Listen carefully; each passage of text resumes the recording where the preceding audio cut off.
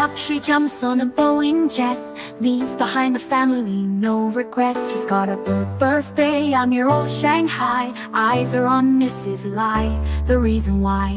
While in Brisbane, the tears roll strong. Chinese whispers called him to Hong Kong. Pack up your bags and off you go. Leave behind the begging for the Luxy show. Archie flies where the dragons soar to romance Mrs. Lai until his balls are sore.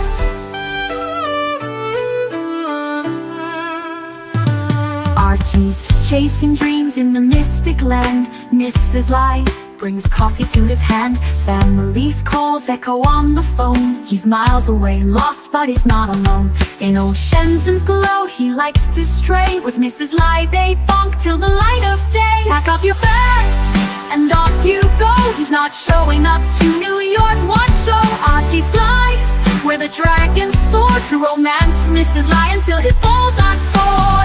Though the tears roll down in Brisbane town, Archie's 3-inch dick flops all around. Celebrations in the neon night, forgetting home, he's chasing new Asian delights. Pack up your bags and off you go. Leave the begging for the beach ball show. Archie flies where the dragons soar to romance Mrs. Lai until his balls are sore. Weeks later, Archie leaves his playground, comes back home, he's Brisbane bound. Comes up with stories that he's going bust, has to fool the punters to gain their trust. Pack up your bags and off you go. Leave the begging for the beach ball show. Archie flies where the dragons soar to romance Mrs. Lai until his balls are sore. Archie spent the punter's money, he's in a fix. Spins a story that he can't eat bricks. All the lonely simps believe his scam. Grab all that cash, shove it in his hand. Pack up your bags and off you go. He didn't bother with the New York watch show. Archie flies where the dragons soar to romance Mrs. Lai until his balls are sore.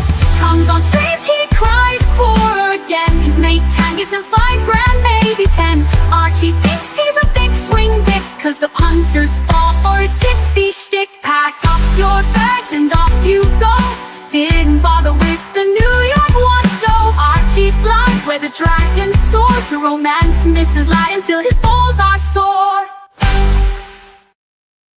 Yo, yo, yo, welcome to the program. Welcome to the show, guys. This is the Archie Luxury live stream, and this is also the Archie Luxury channel. We're coming to you guys live. I'm your host for now, Patel Philippe. Archie Luxury will be on in about an hour's time. He tends to log in around 6 p.m. on the East Coast in the U.S., which is 11 p.m. in the U.K., 12 a.m. on the mainland of the west side of Europe.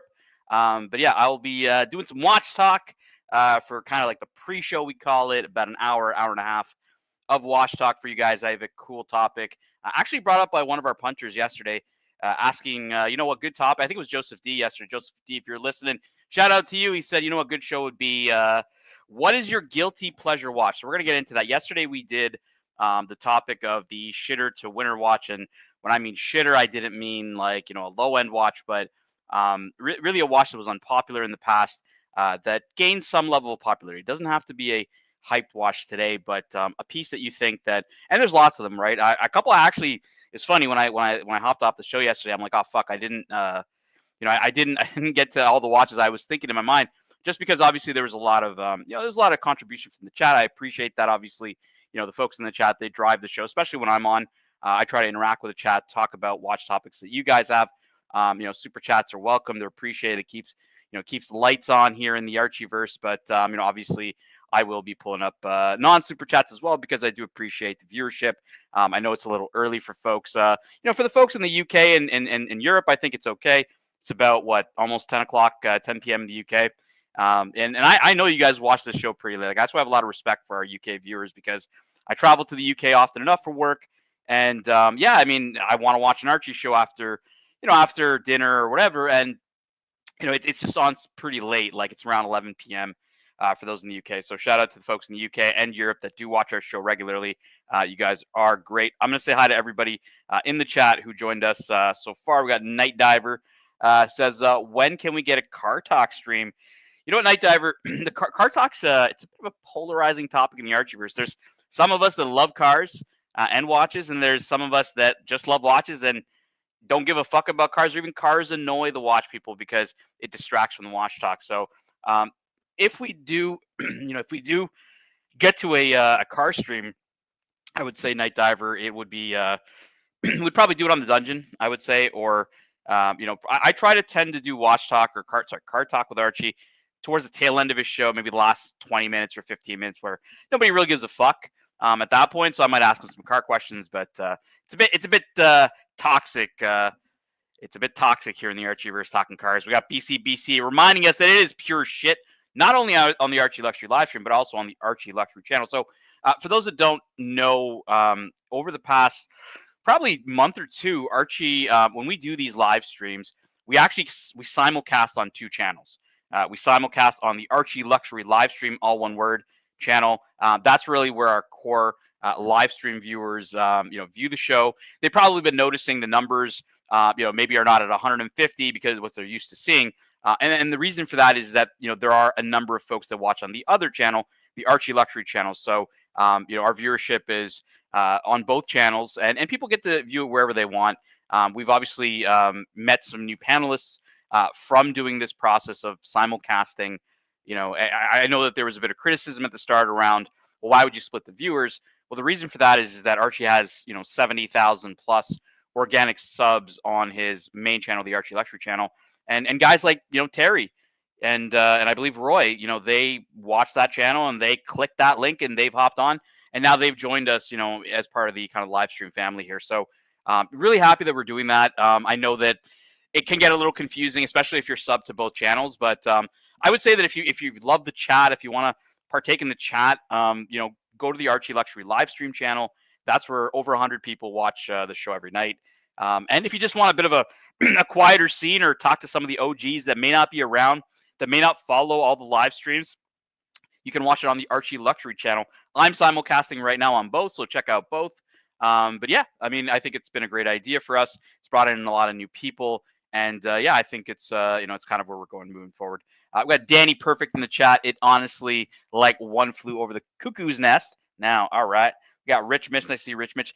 Yeah, it's not great with Terry on. He's a bit too mental. Yeah, Terry's Terry's got his fans, and Terry's definitely got those that do not like him. Rich Mitch has been pretty vocal about it. Jefferson Exotic and a few others. But there are folks. I enjoy it. Terry, I enjoy it. Obviously, I honestly really enjoy everybody on the panel. Rich Mitch, I give people respect that if you click that link and you hop on the panel, for me, I just appreciate that. I don't really, I might troll a little bit here and there, but nothing malicious, poking a bit of fun. But, I do appreciate everybody that does join us on the panels. I remember when I first joined Archie on a panel, and this is a different era, guys. This is the era of engaged Archie. So you had to know your shit. So what was it? Probably 7-8 years ago or some shit, when I first hopped on with Archie. Yeah, it was it can be a little intimidating, Rich. I think the Archie today is not intimidating at all. I think hopping on is just fine. But 7-8 years ago, when he was a little bit sharper and a little bit on the money, yeah, it could be a little bit intimidating, but I always had fun with it. I like to talk watches. I like to talk some shit, some drama, and Archie was always game for that. We got one, you see it in the chat, giving us the KFC buckets and the Archie. Nice to see you. Frank47 says that new Seiko is cool. Yeah, it's interesting that Archie picked up that Seiko. He's done a video, I think, earlier on it. I don't know if he did unbox, or it must be an older thing. He's had that Seiko for quite some time now. It's just interesting that he would buy that watch. He's historically been not a big proponent of Seiko. He's changed. He's gotten a bit soft in his old age, Frank 47. To be honest with you, AC3 never. The AC3 I knew never. He wouldn't even look twice at a Seiko. These days, he's really found a bit of a. I wouldn't say love for a Seiko. I don't think he necessarily loves Grand Seiko, or he can appreciate them. I think he always did appreciate them, but with his whole shtick, his whole persona, of the Pontiff, it was very hard for him. And you can see nuggets throughout time. If you go to the old Archie Luxury channel and you just type Seiko, you can see kind of different periods of Archie Luxury where, he hates Seiko. It's the shitter, to I think he thought, he tried to run the shtick on how he was sponsored by Seiko or something. I don't know. Or maybe some dealer sent him a bunch of Seikos. Then he went back to hating on Seiko. Then he kind of was like, I like Grand Seiko. Archie's kind of flip-flopped so many fucking times when it comes to Seiko. But look, hey, he's got a Seiko now. I love Seiko. I got nothing against Seiko. But yeah, it's just interesting times to see how the Archieverse evolves. We got Green Man, pick up your bags. We got Jay Gray Sweater, who was banned on Watch Reporter's channel. I did not know that. Watch Reporter was like, send money now or I'm going to ban you. And I'm like, man, I was thinking about my mom when I heard that. So I think I'm banned, I think, now on Watch Reporter or some shit. I just found that funny because it's like, that's kind of counterintuitive to business. In the Archie Luxury, the Archieverse, the Archie Luxury channels, we don't ban people. We don't, what's the point, right? Like, we want repeat customers. We want repeat viewers. Banning people in the chat. People love the chat. That's where they want to be. So, I would say that, yeah, I really don't understand Watch Reporter's business model, but hey, that's neither here nor there. We got our first super chat of the night. Thank you so much from my good friend, Muhammad Ali, 10 British pounds. He says, I'm dreaming day and night of the Aquanaut. It's the greatest watch that has ever been produced. So, Muhammad Ali, I don't know if you saw my show yesterday, but I did a segment called Shitter to Winner.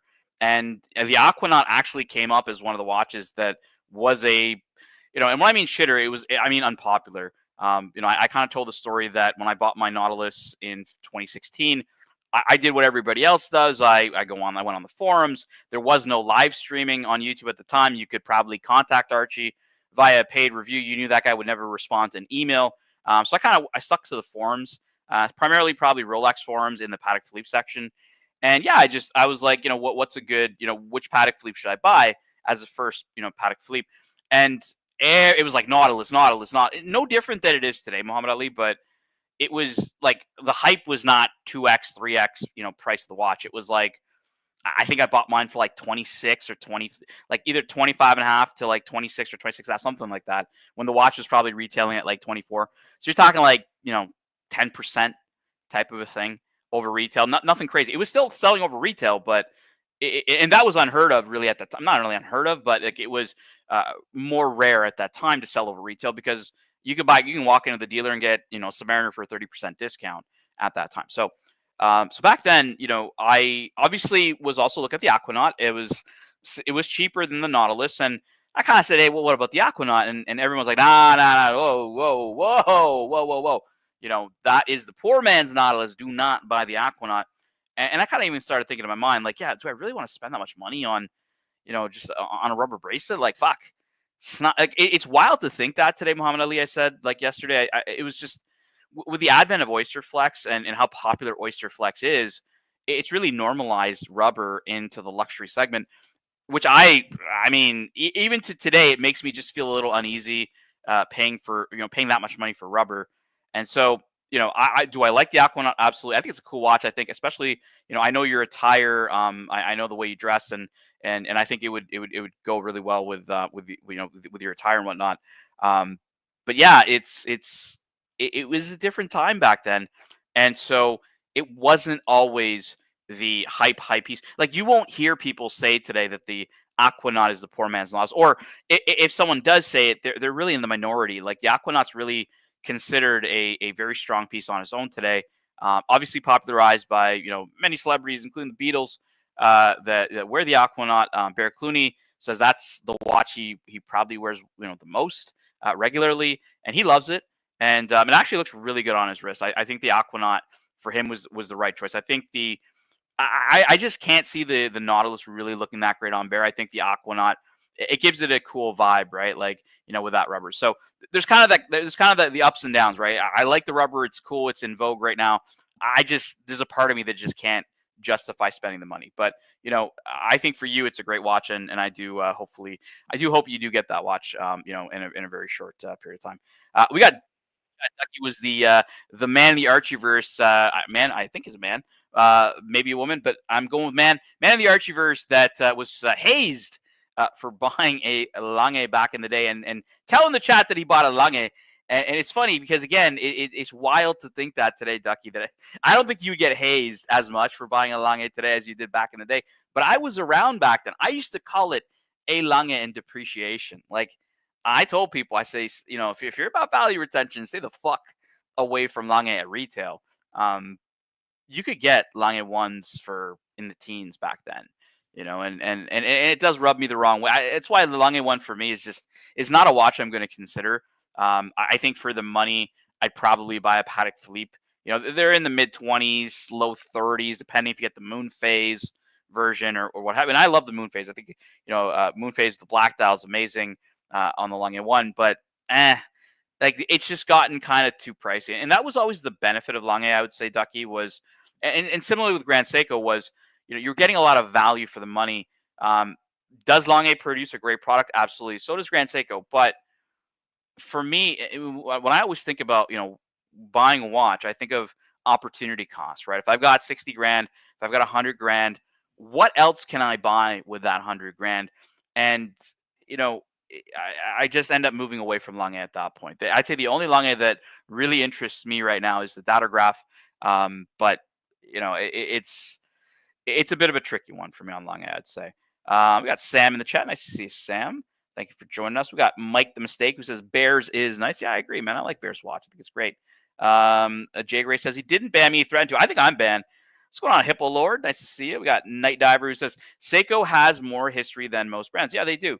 I mean, Night Diver, Seiko, you know, invented, well, first to market, first, you know, world first of, you know, quartz watch, right? The Seiko Quartz Astron. Actually, I'll pull it up here for you guys. If you guys have never seen the Seiko Quartz Astron, and what's going to be cool about this watch, and I know that I know that it's a shitter, and we don't really like to talk about shitters here, you know, on the Archie Luxury channel. But I'm going to pull you guys up. I'm going to pull up the Seiko Quartz Astron for you. This was the first quartz watch in the world made by Seiko.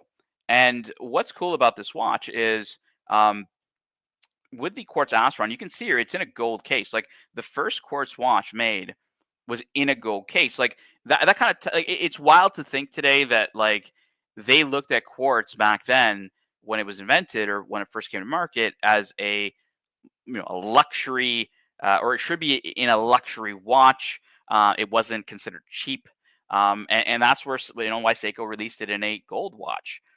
Because it was new, it was high tech at the time. It was, you know, crazy accuracy compared to a mechanical watch, I would assume. So, you know, it's just interesting to see how, you know, in history, they looked at quartz back then as actually like not shitter level. It was luxury level. And a lot of brands, you know, make quartz, Patek Philippe, Rolex, and many others, right? So definitely Seiko has, you know, a pretty storied history. I've collected a lot of vintage diver Seikos. I had a 62 Moss. I had an original 62 Moss. I had a Willard. I still own a like the original Seiko Turtle, but I had the Japanese model, the Japanese version, which I believe in the Japanese version, the difference between the Japanese, so I have the 6306 and the US version, I believe, is the 6319. If I'm either 6319 or 6309. And the biggest difference between the two is the 6306 actually had hacking. So the Japanese model for that original Turtle was considered an more upscale model because, you know, they had to, you know, the Japanese market wanted something a bit better, so they added hacking seconds to it. Whereas the original Turtle for the U.S. market, U.S. domestic market, did not have that. So pretty. There's a bit of Seiko, history for hopefully Dis is listening. I know I saw him around one of the other shows, so I'm sure Dis is lurking there. I'm talking a bit of Seiko. We're talking Seikos here, Dis. We're talking Seikos. We got Herman in the chat says Seiko has better bang per buck than literally every other watch brand.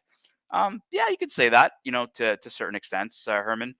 I think, look, it's whether watch collecting, I think, at least on this channel and in this verse, is pure snobbery, right? It's all about brands. It's more status symbol. How much did you pay?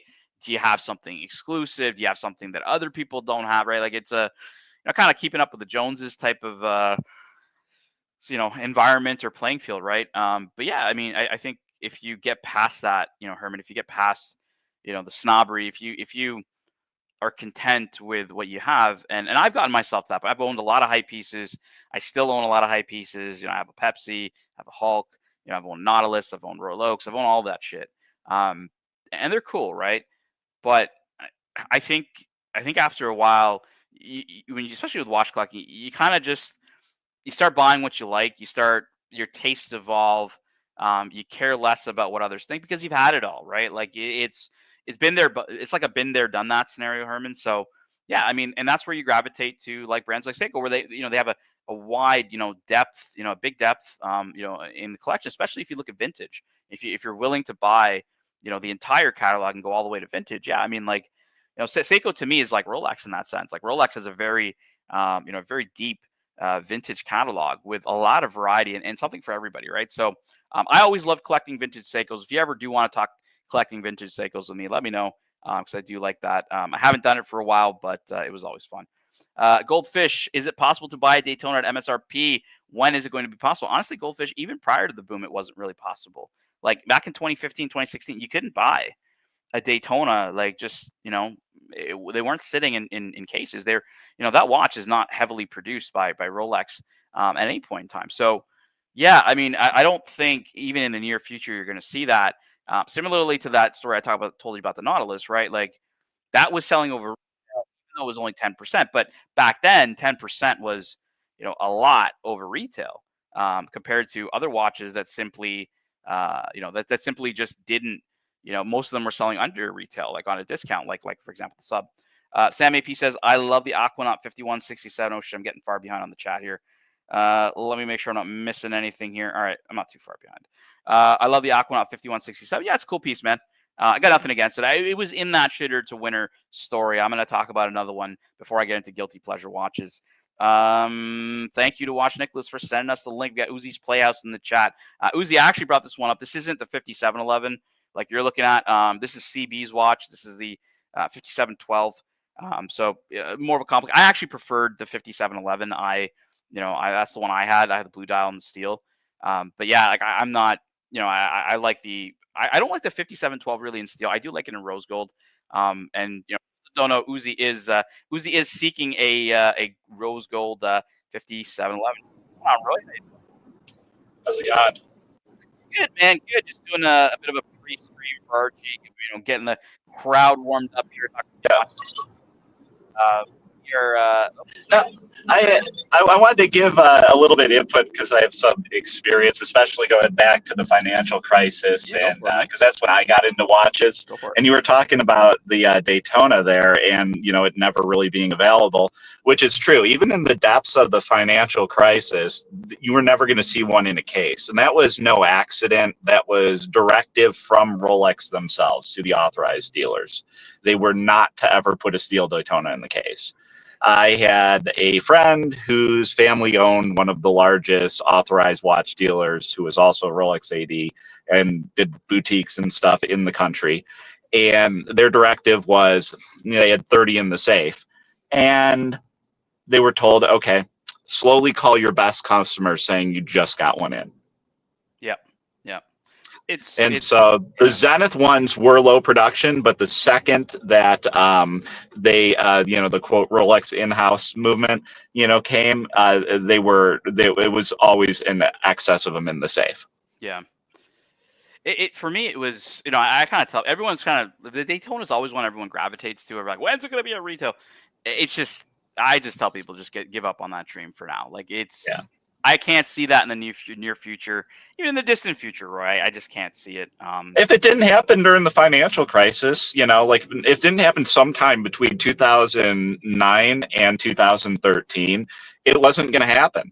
And like this was in a major U.S. market with a lot of money was the location of this retailer that I would go to. And they've got stores other places. Like I guarantee if I said the name, most people listening will be like, I've been in there, and I guarantee they've heard the name if they haven't. But they had 30 of them, and if they were calling people and they weren't buying them, they just sit on them because they couldn't put them in the case. They had a directive on how they were to offer these watches, and if they didn't do it, they weren't going to be a Rolex AD. Yep, absolutely. Absolutely, Roy. You are spot on, sir.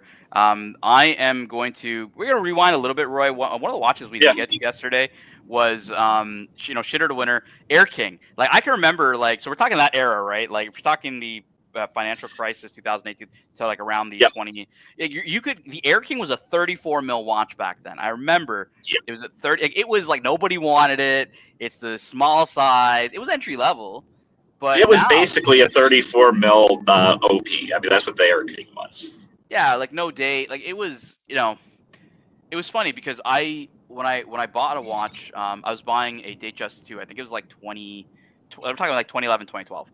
I remember walking in the AD and like I was being a bit of a bargain shopper here, and I was like, hey, well, let me look at the Air-King. Even my SA was like, do not look at that watch. We're talking 2012. He's like, do not look. He's like, man, that's small. It's 34 mils. You don't want that watch. Okay, you can buy anything else. He told me, you can buy anything else but that one. So, like, I always had the perception about the Air-King, and when they reissued it in this kind of a format, this is non-crown guard, but obviously the new one with the crown guard. I didn't get it, Roy. I was like, what the fuck is this? Like, I kind of like the whole green, market. That's about it. I don't like the numerals. Like, I thought this watch, and a lot of people are like, they like the Air-King over the Explorer, and I'm like, what the fuck, man? Like, the Explorer is actually like a historic model. Like the Air-King. I will say specifically during that financial crisis time period, though, the larger 40 millimeter size of the Explorer, those proportions were off. Oh yeah, like, so yeah, right. I had a 39. I had a 39. Go ahead. And yeah, sorry, I had a 39, and I that was the first thing that came to my mind when I put it on the wrist. I was like, something's not right here. When I put on the 40, I get some of that vibe, just a little bit. It's a lot better than the 39 was, but I had the 39 Mark II, so I didn't have the T-Rex hands. I had the later one of the 39. Yeah. No, for sure. And then with the Air-King, I think that's a watch that they understood. It never, if you've got a full lineup of OPs and a full lineup of Datejust, in various sizes, they tried to find an identity for that watch. And I would say they swung, they missed, but they've stuck with it for nearly 20 years now. So. Yeah, this is a bit of fan favorite, right? It's not a hyped watch. It's not, it's not the most sought after sports model, but there is a lot more fan favorite today than I think, like you mentioned, 10, 12, 15, 20 years ago. When this watch, was in that era at being a 34 mil. So this is one I forgot to go through yesterday. I was like, fuck. This was one of them I wanted to talk about was the Air-King, but we had so many watches kind of, the chat was telling us what watches were shitters to winners and whatnot. But somebody in the chat. I was going to say real quick while we're on Air-King, I think its brother, the Milgauss, is also is a shitter to winner because that one was something that definitely seemed like it was stalled out for a bit and then picked up steam and is now really appreciated, at least by the watch community. Whereas I still don't think the Air-King in general is appreciated by the watch community. And I'm just fascinated by that with the Milgauss because I don't know if it's just the Milgauss's design, the quirky like lightning hand. Like I don't know what it is, but it's not really functional compared to what is out there, at least competitively. You got all these Omega watches, with the Metas certification that are way more resistant than the Milgauss. So it's a watch that I just think is not relevant anymore. And I understand why it was hyped or why it became popular because the rising tide floats all boats, Roy. Like everything was getting popular, right? So if you couldn't get a fucking Submariner, like okay, let's look down the list of what we can get, right?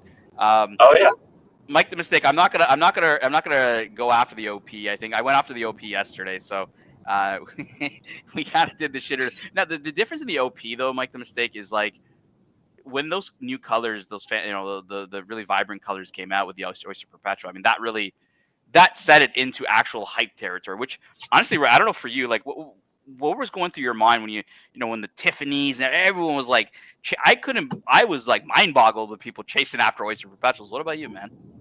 Well, I mean, by the time they got those out, we sort of knew what the hype colors were going to be and where the market was going in those directions.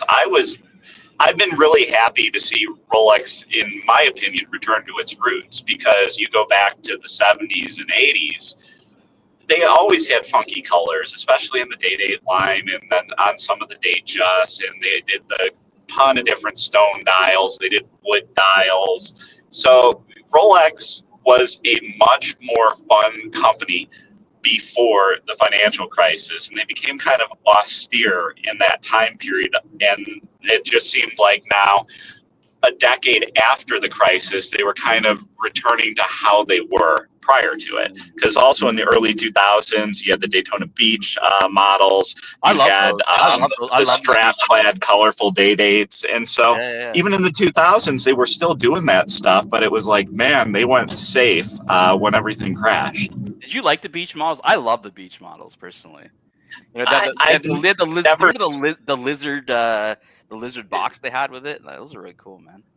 Yeah, they were a little bit before my time, so I never really saw them in person. But I've always liked colorful watches, so you know they're right up my alley. Even though I'm not a Daytona guy, but I never saw them in person. They were before I was, by a few years before I was into watches, because I wasn't into watches until about 2008. Okay, cool. I do have up on the screen here, Roy. I do have some of the latest AP releases, but there is a comment or question for you in the chat from our friend MCM, who's saying, Roy, do you think the Reno Rolex dealer is going to get its dealership pulled? Doubt it, because Devon's is not just Reno. They have locations in California as well. So unless they're going to pull them from 3 locations. Yeah, the other thing is you have to remember Reno also services Incline Village, and that's one of the most wealthy areas in the country. And so unless you're going to drive from the Tahoe area into Sacramento, San Francisco, or something like that, even from South Lake, it's a lot faster to get to Reno than it is to travel to the Bay Area or something. Fair enough. So the new APs, I don't know if these are all part of the 150th collection or if they're just like new. Like they popped up yesterday on Monochrome. We didn't cover it yesterday, Roy. You and I were hating on the code 1159. These look like absolute fucking hot trash to me, man. I don't know if you disagree or if you agree. I don't like these in gray. I think these look like shit. I'm not a fan of the code, as you know. So it's just... Yeah, I mean, I wouldn't say they're trash. I like guilloche dials. I do appreciate what AP is trying to do with the 1159 and especially the time only or time date with that.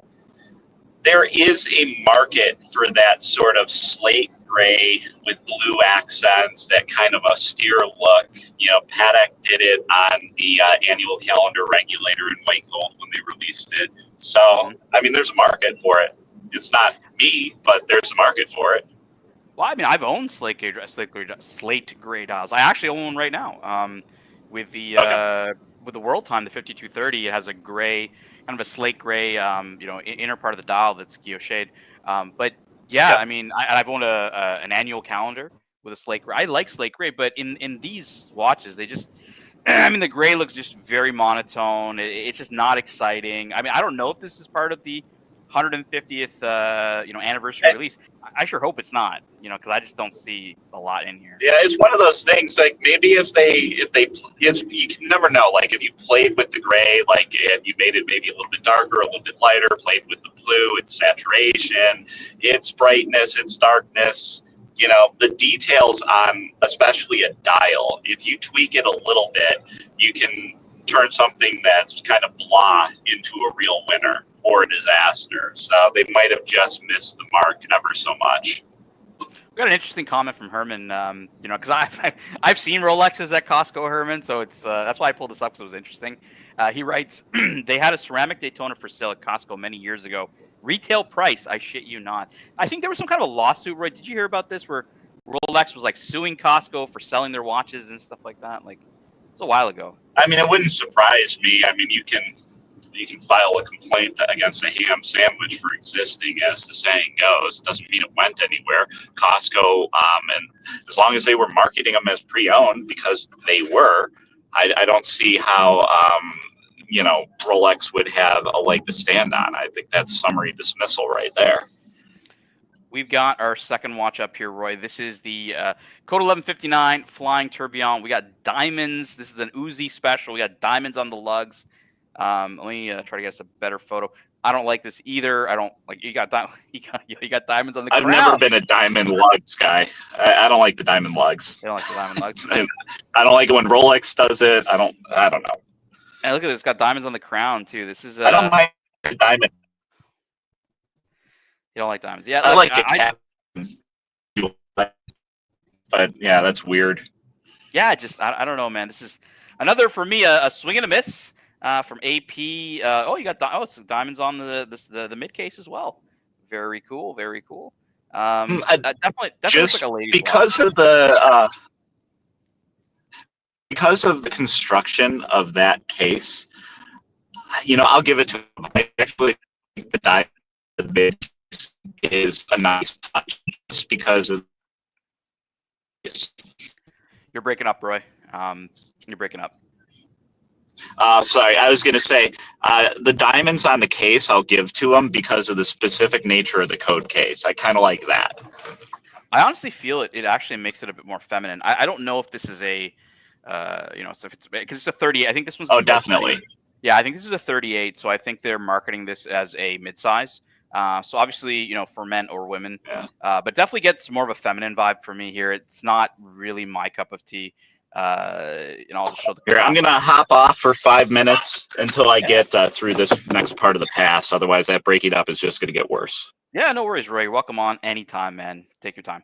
While Roy hops off, we'll talk to some folks in the chat. We got Mike the Mistake 10. I saw a Domino's Air-King at the Domino's in Brisbane. That's cool, man. Like, Rolex obviously, used to do a lot of interesting things in the past with, their dials. I mean, you can buy I'm gonna show you guys so a lot of folks kind of they seek this Tiffany stamp, but I'm gonna show you guys what stamp I would seek out if I were to buy a stamped Rolex.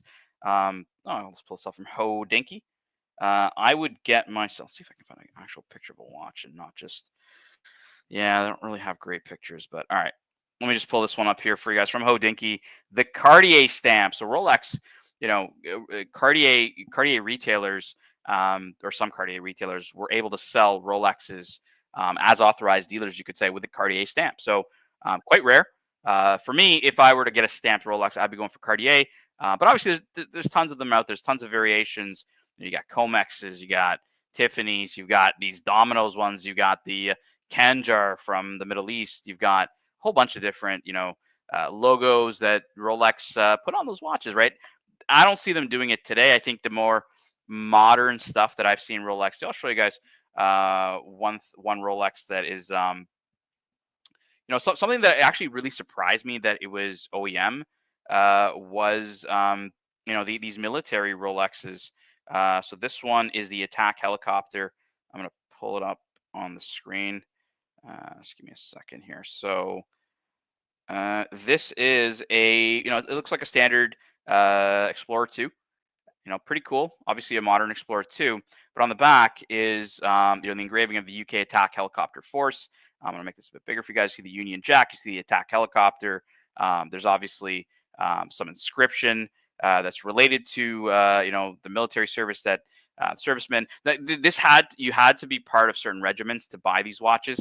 From what I've been told, there is a viewer in the chat. I'm not going to name their name, but they have they have one of these watches either with one of their friends or in their family. I don't remember which one it was, but they mentioned to me that the servicemen had to purchase the watch. So this is kind of one of the more modern. And Aussie, there's a ton of them, right? There's I'll pull up another one here. This is the attack helicopter version, but this is one of the more modern thing that I see that like Rolex is doing, with these watches. Similar to the idea of the stamps and the dominoes and all this other stuff. I'll put up another one here for you, Aussie Expat, if you like the topic of military Rolexes, at least modern military Rolexes. Let's pull up this one from European Watch Co. This is the Rolex GMT Master 2 Sea King.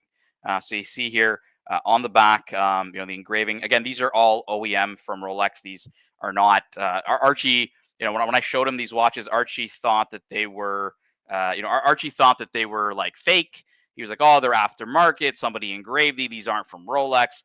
And we actually ended up, because some of the cards on these, Aussie, actually say like, you know, like, for example, there's the SSR regiment as well. I'll pull up one of those watches where the card actually will say, you know, SSR regiment, you know, Rolex London boutique was the AD and stuff like that sold them. So pretty cool. Got a nice super chat from Mike the Mistake, $2 Californian appreciation for the watch talk. Well, thank you so much, Mike the Mistake.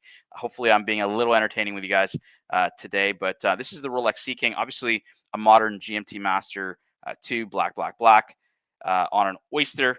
Pretty cool, but obviously has the engraving, really cool. You see the Sea-King, fear God, honor the king is engraved on the back. So again, a pretty cool watch. I'll show you guys one more before I move off the topic of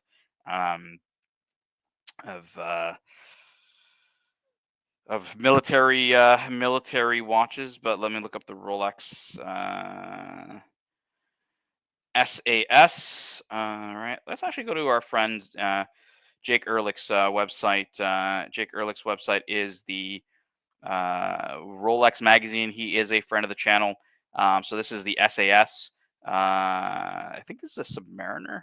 Maybe it's a GMT or an Explorer 2. Yeah, it's an Explorer 2. Who Dares Wins, engraved on the side.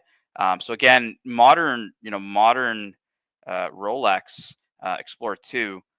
But obviously, and again, all done at the factory. So that's why I said, you know, it's, you know, Rolex doesn't do this kind of stuff a lot. I'm happy to kind of see them doing it with the military watches. Welcome back, Roy. I'm really happy with them, you know, doing these with the military watches. I was just kind of showing some of these modern Rolexes that you know, have there's military engravings and stuff like that on the watches. What's going on, Aussie Expat? G'day, I thought I'd join you. Oh, Pull up one of my favorite watches of all time there, that Explorer 2. Very cool. Yeah, it's great. They had one of these at BQ Watches last year. Yeah, last year when I went to London, Aussie, and that was the only watch I wanted to see. I didn't want to see gold subs. I was like, just show me that, and they didn't have it in the showcase, so they had to go find it because it's like it's very special, right? So yeah, well, I don't think it fetches that much, like compared to, like, you know, even boring military Rolexes. I'm not sure if this actually fetches that much. Not compared to like a mil sub, right? Mil subs is exactly hundreds of thousands, right? This is like you may have a premium of 50%, you know, from a standard and whatnot. So still cool, and a lot of people, that's hard to justify, Aussie, right? Like they're like, why would you spend 50% more for this, right? Like it's a bit, you know, it doesn't always fit everybody's, you know, not what they want to collect. I'd say so. Right. Attack helicopter is the meme, though. I mean, that's the right vibe. Yeah, you go anywhere, you're the attack helicopter. Yeah, I don't know if Roy saw the attack helicopter. This is the attack helicopter's engraving in the back. It says UK Attack Helicopter Force, obviously the Union Jack. Yeah, that's cool. Attack helicopter. All factory. Yeah. Archie was like, he was so adamant, Ozzy, that these were like aftermarket until we found an actual card. And we're like, dude, these came from the factory, man. Like, these aren't aftermarket. But it is wild that you have to buy these. Like, these weren't issued. These are like, you had to purchase these watches. So. Yeah, that differs from, I think Tudor are giving units the Pelagosses right now. So the Navy SEALs, they got the FXDs in black.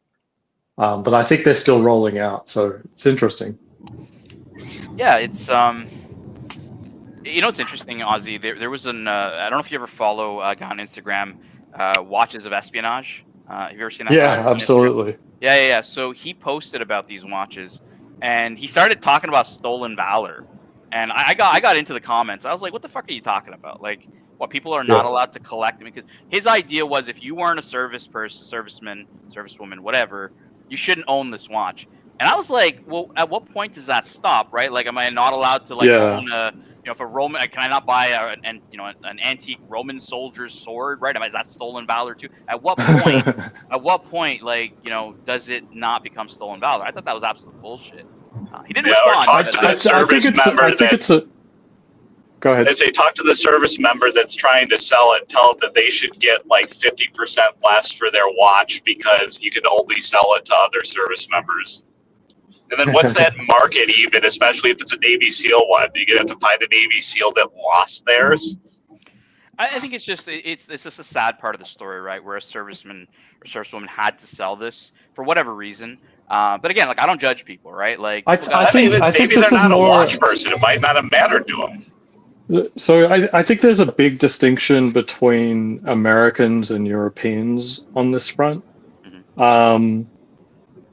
So, for example, I think the Navy SEALs, those are issued pieces. Now, I don't know what Tudor are doing with the French, but if you bought the watch yourself, you can do what you want with it, right? But I think a lot of the American stuff, it's actually issued, so it's still technically government property. So, so possession of it would mean you're a current service member. So I think there's more to it than just he's being a dick. Yeah, I don't know how much of that applies, just because I know a lot of this stuff is like you have to be a service member with military ID to go into the store to be able to buy it. But I don't know how many of these are actually really issued. Because, you know, if you're talking about SEALs and stuff, they're not wearing their, even if they're giving it to them after they're done with buds and stuff, you know, as a gift for like actually making it through, because it's incredibly difficult. When they're going into combat, they're not wearing that. They're wearing a G-Shock or something. Mm-hmm. We got a super chat from the Magpie, 5 British pounds. Thank you so much. The Magpie who says, support for Tan's watch content. Always informative and well presented. Well, Magpie, I don't ever do my homework. All of this stuff is like on the fly. I'm just like, I'll just pick this topic and I'll figure it out. So there's no preparation on any of this stuff. I haven't read any of these monochrome articles. Higgy would be very angry at me for not doing that. Shout out to Ozzy and hello to Roy. And Magpie also follows up as a veteran. He says, as a former service member, it wouldn't bother me. I'd see it as preserving some history, no matter the scale of significance. And the Magpie is in the UK. I do have up on the screen, Roy, Military Submariner 5517. So these were issued by the obviously by the UK military, and these have actually. I don't know if I can find a picture of the back where it has the engravings, because these were actually, like Ozzy mentioned. I didn't have any photos of the back, but Ozzy was mentioning that like these were actually, you know, probably property of a government, and these ones I know were specifically property of the government. So it is wild to see these on the market. But yeah, I always like a little bit of a military. I don't do a lot of Rolex military talk, military watch talk. Today's topic, actually, Ozzy, has nothing to do with Rolex, but we are talking your guilty pleasure watch. But we'll get into that in a second. I just wanted to go back, just scroll through the last of these AP releases. I don't know if these are all related to the 150th anniversary. So we did the 2 codes. Me and Roy roasted basically both codes. And yeah, we got this three-tone version of the Royal Oak offshore chronograph. Oh my God, the offshore chronograph's not even like, it's not even a popular, you know, lineup in and of itself. But fuck, Aussie Expat, like, what do you think, man? Is this enticing? Yeah, I had it. I might break up because I'm driving now, but I do like the look of Royal Oak chronographs. This one looks quite tasteful. Yeah. Yeah, you're breaking up too, Ozzy. Is it breaking up for you, Roy, or is it just me?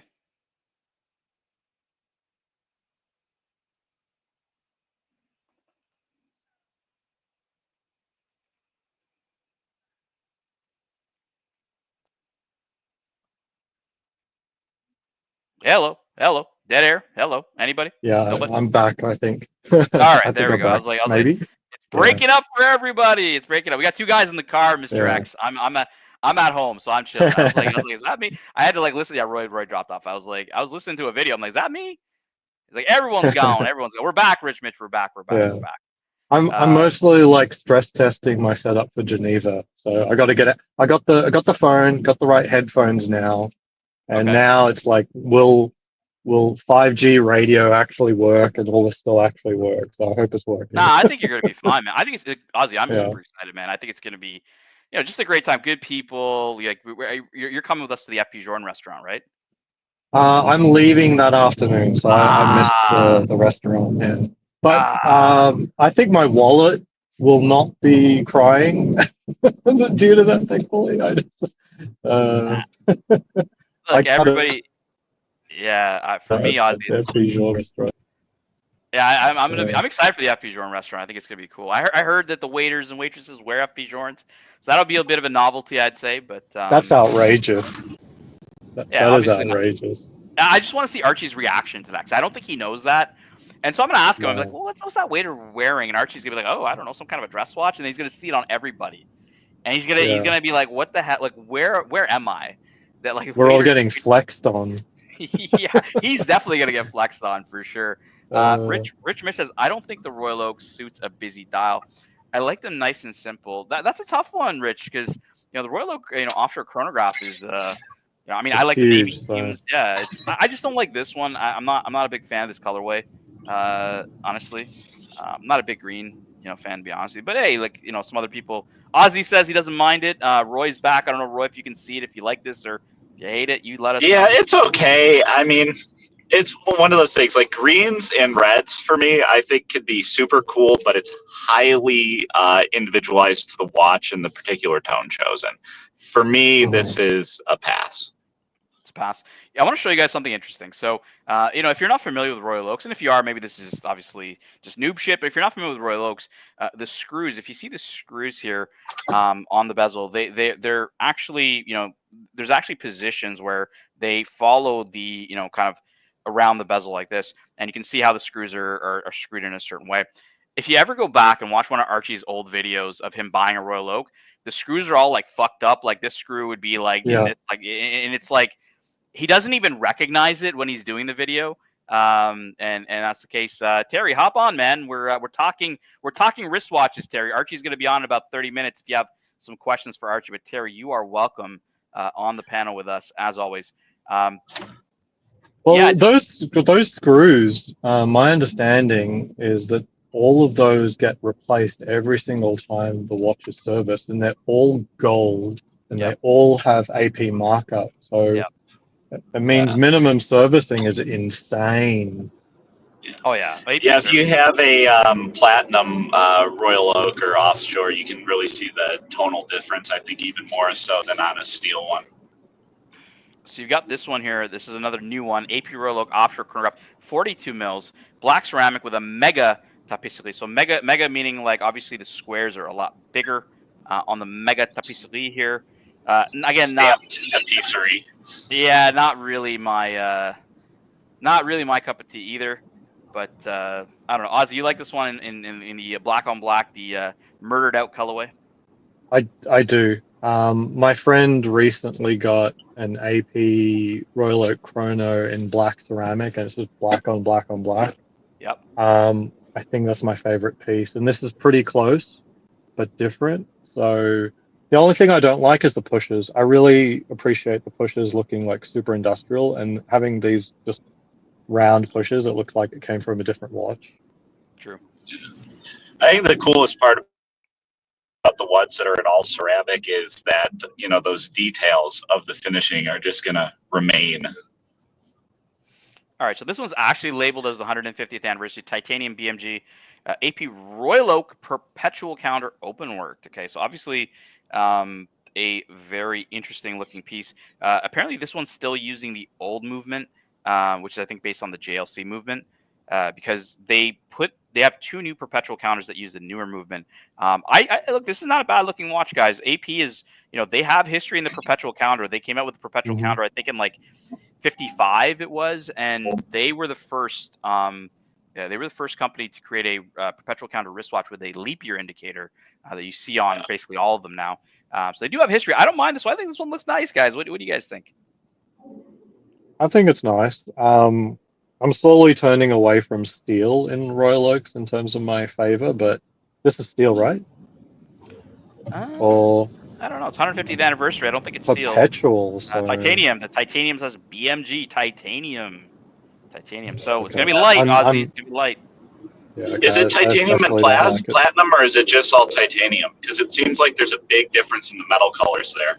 Yeah, I'll look it up here. We have titanium and with BMG bezel case back frame, polished and brushed as titanium. So yeah, titanium, boys. It's interesting the way it pops. The only thing that bothers me about AP's perpetuals based on the 920 is, I don't know, it's just, they're a little bit hard to read. Just the nature of the size of the module and the subdials and everything, but I think they're nice. You know, honestly, Roy, that is, for me, like, I mean, as a perpetual counter owner, like, legibility is always a problem, especially subdial variants, like, kind of big ones. And even, like, you mentioned, even your busier people, you know, like, I can agree with you on that. I don't think legibility is really one word. I think it's just really styling. Another way I think it. You know, like, a lot of very, very good. This is a nice watch, guys. I would give AP at least a thumbs. I like the other watch. All right. Here, guys, from Phoenician Cedar from Australia, $2 Australian. Thank you so much, Phoenician Cedar.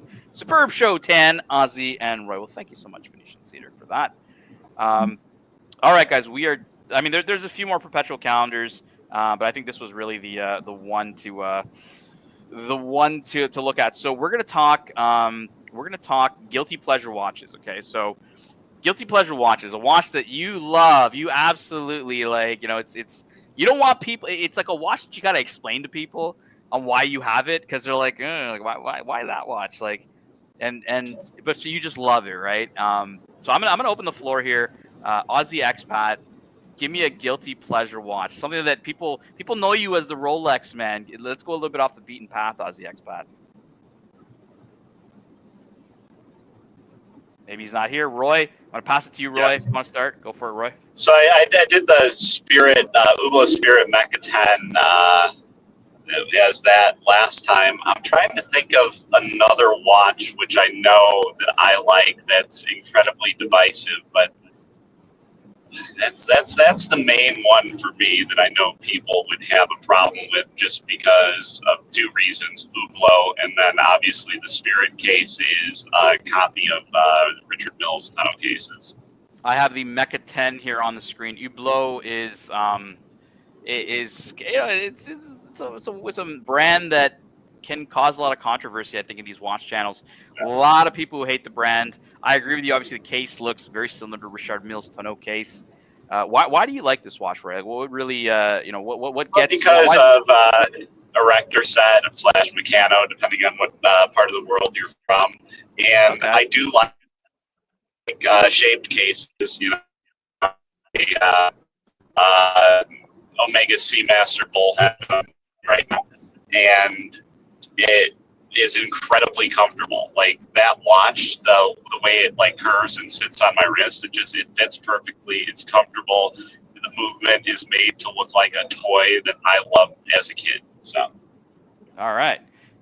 Yeah, look, I think for Hublot is a very tough one for a lot of people, and it's, you know, it's a watch that you'd have in your collection, or you'd be wearing, and people would be like why, Roy? And you have to explain it, right? You have to explain it to people. Yeah. Why you bought that watch. Funny enough, and for me, I'm gonna, you know, obviously I don't know if Aussie Expat's back, but I'm gonna open this up to the chat. Obviously, in the chat, let us know your guilty pleasure watch. I'll pull them up on the screen here for you guys.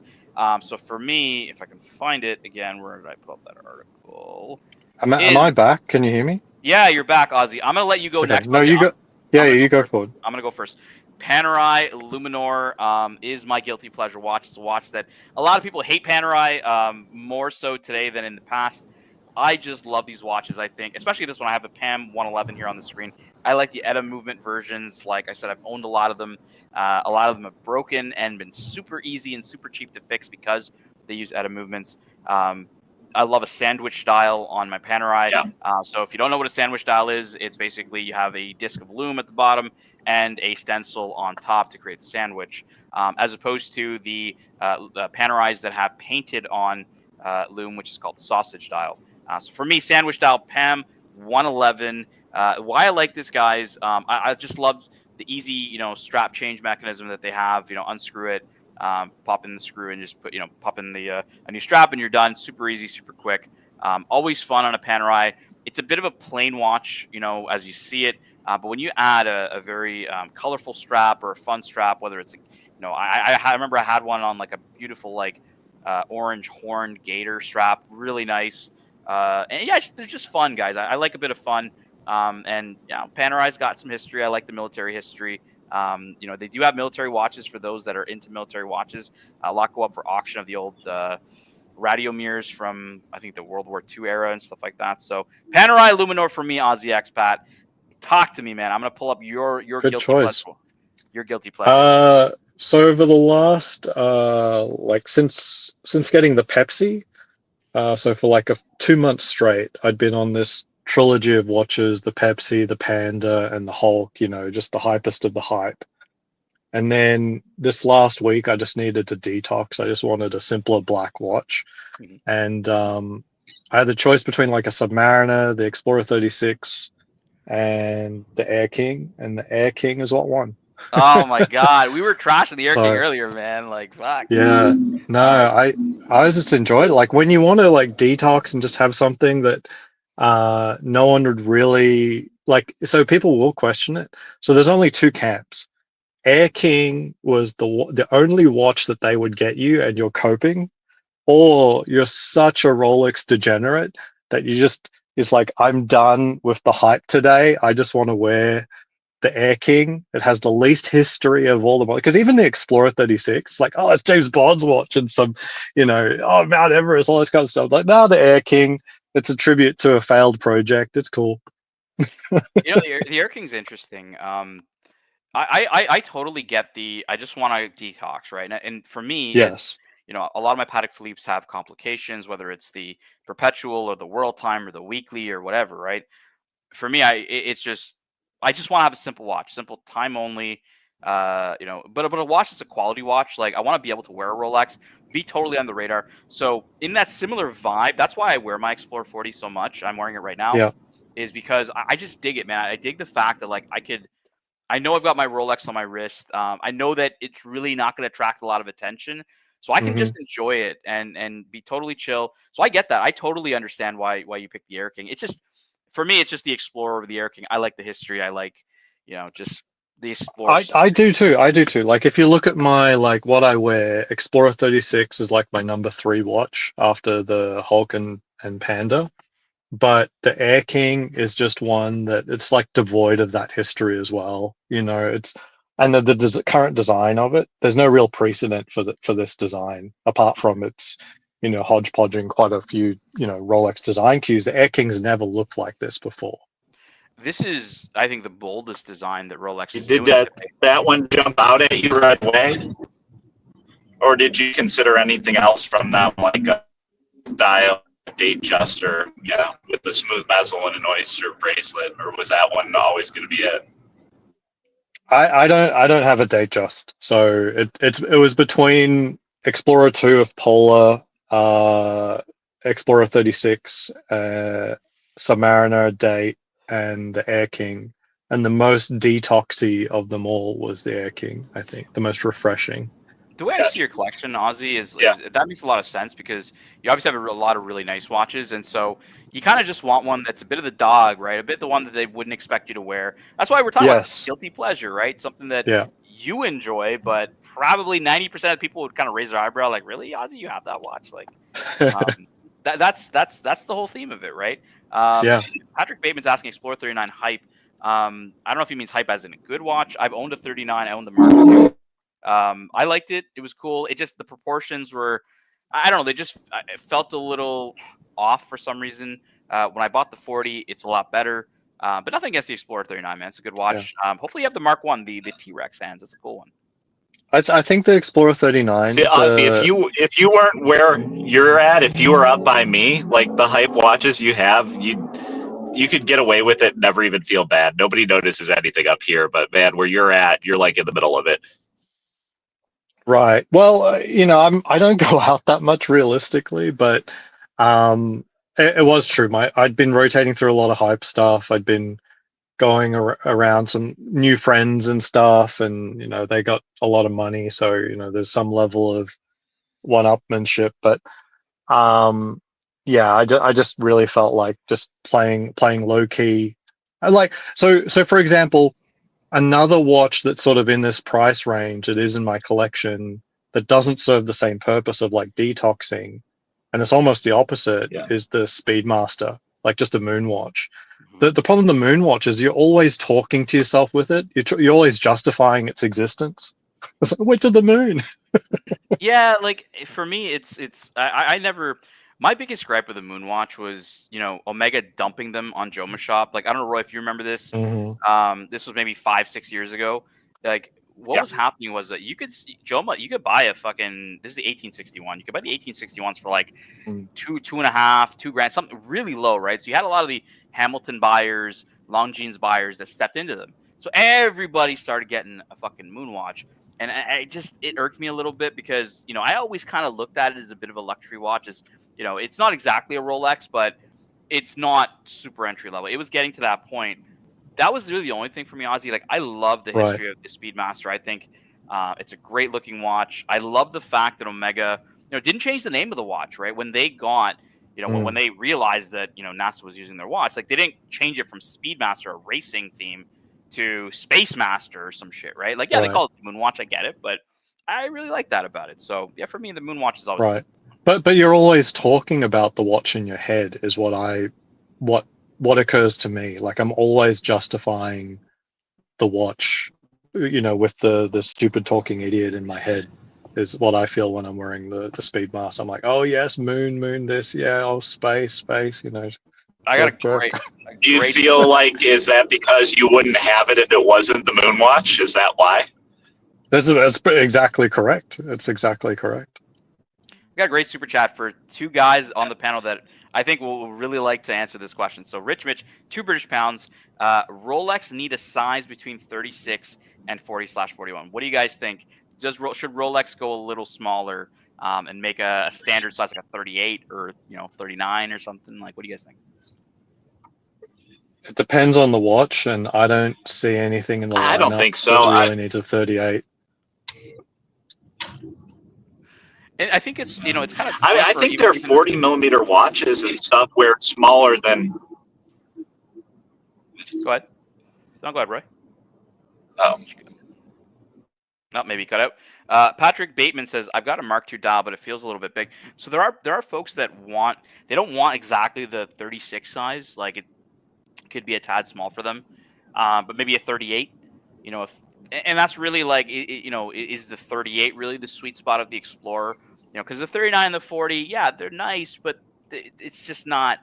I think it could be better. Like, I don't know. I always get that vibe from the Explorer. It could be a little bit better. It could be a Goldilocks. I mean, I do like 36. Different too, though. That's true. Yeah. They do wear different. Ozzy, because my I just want to. Day wears vastly different than a GMT. Ozzy, a bit of a hot take from Roy yesterday. I don't know if you heard it yesterday. Roy said that he believes Rolex only makes 3 watches. What do you think? As in they all look alike. Is it 3 or 2? Is really the question. I guess you're differentiating between the ones that have bezels. Oh, including the 1908. Yeah, I'm including the 1908 in that. Yeah, so it's your ceramic bezel ones and stuff, and then your like Datejust, Date, and OP kind of style ones. You want to know what the saddest thing is? The Air-King sort of bridges that gap, doesn't it? You know what the saddest thing is, Ozzy? I'm looking down at my Explorer. Correct. That's what I was going to say, is the Air-King and the Milgauss were in the middle. Well, I'm looking down the Explorer 40. I'm like, man, it just looks all awkward now without a bezel. Like, because it looks like they just removed the fucking dive bezel on the sub on it. Yeah, I mean, I agree with you guys. They all look the same. Another super chat from Rich Mitch, £2. I've got the Explorer 140, and the case is overkill size. I agree with Roy. I think the 40 fits like a small 40. I think it actually fits more like a 39. And again, Rich Mitch, you may not want to go down to the 36, but I mean, Ozzy himself was considering the 36 because he felt it was a better set. Oh, no. So when I was choosing between, those are watches that I have. So it was just about, what I would wear. I love the 36. I love the proportions. And considering like the rest of the entire collection is almost 40 universally, having one watch that's a different size, it's great. We're getting kind of different, And conflicting. that 36, especially on a bracelet, wears big. It looks bigger on your wrist. Like a 36 Datejust, Day-Date, or Oyster Perpetual, you're not, even if you're, unless you have like an 8.5, 9-inch wrist, is not going to look small. If you're in the 7-inch range, it looks good. Muhammad Ali says 36 Explorer is the best size. It's now available as a walk-in at my 80 in London. And Patrick Bateman says that he's probably going to go and he's probably going to sell his 39 and go to 36. And there's nothing wrong with the 36. Ozzy has one. Vintinier Jin has one. Jin loves his watch. That's one of the watches he's kept forever. Is the 36 Explorer. So, Archie may not like it, but Archie's just on a different fucking level. Yeah, as I said, it's my third most worn watch. So it's got way more wrist time than my GMT, way more wrist time than only the Hulk and the Panda have more wrist time than the Explorer 36. Everything else in the Rolex catalog is not even close to Explorer 36 in terms of how much I love wearing it and how often I'll wear it. Like I don't wear my Hulk or my Pepsi around as much because, I mean, where I'm at, it's pretty recognized. A lot of watch collectors, where I work and all this other stuff, and so it's easily recognized, right? So that's why when I put on the Explorer 40, it flies under the radar. It could be a fucking Seiko for all they know. They know I like Seikos, right? So I could be wearing my Seiko today, so you don't get harassed. It's people identify it and whatever, right? So we do have a super chat here. Rich Mitch again, £2 British. Thank you so much, Rich Mitch. He says, I'm waiting on the Datejust 36. The Datejust 41 is silly big, in my opinion. Now, I own a Datejust too, by the way, which was even worse proportions than the Datejust 41.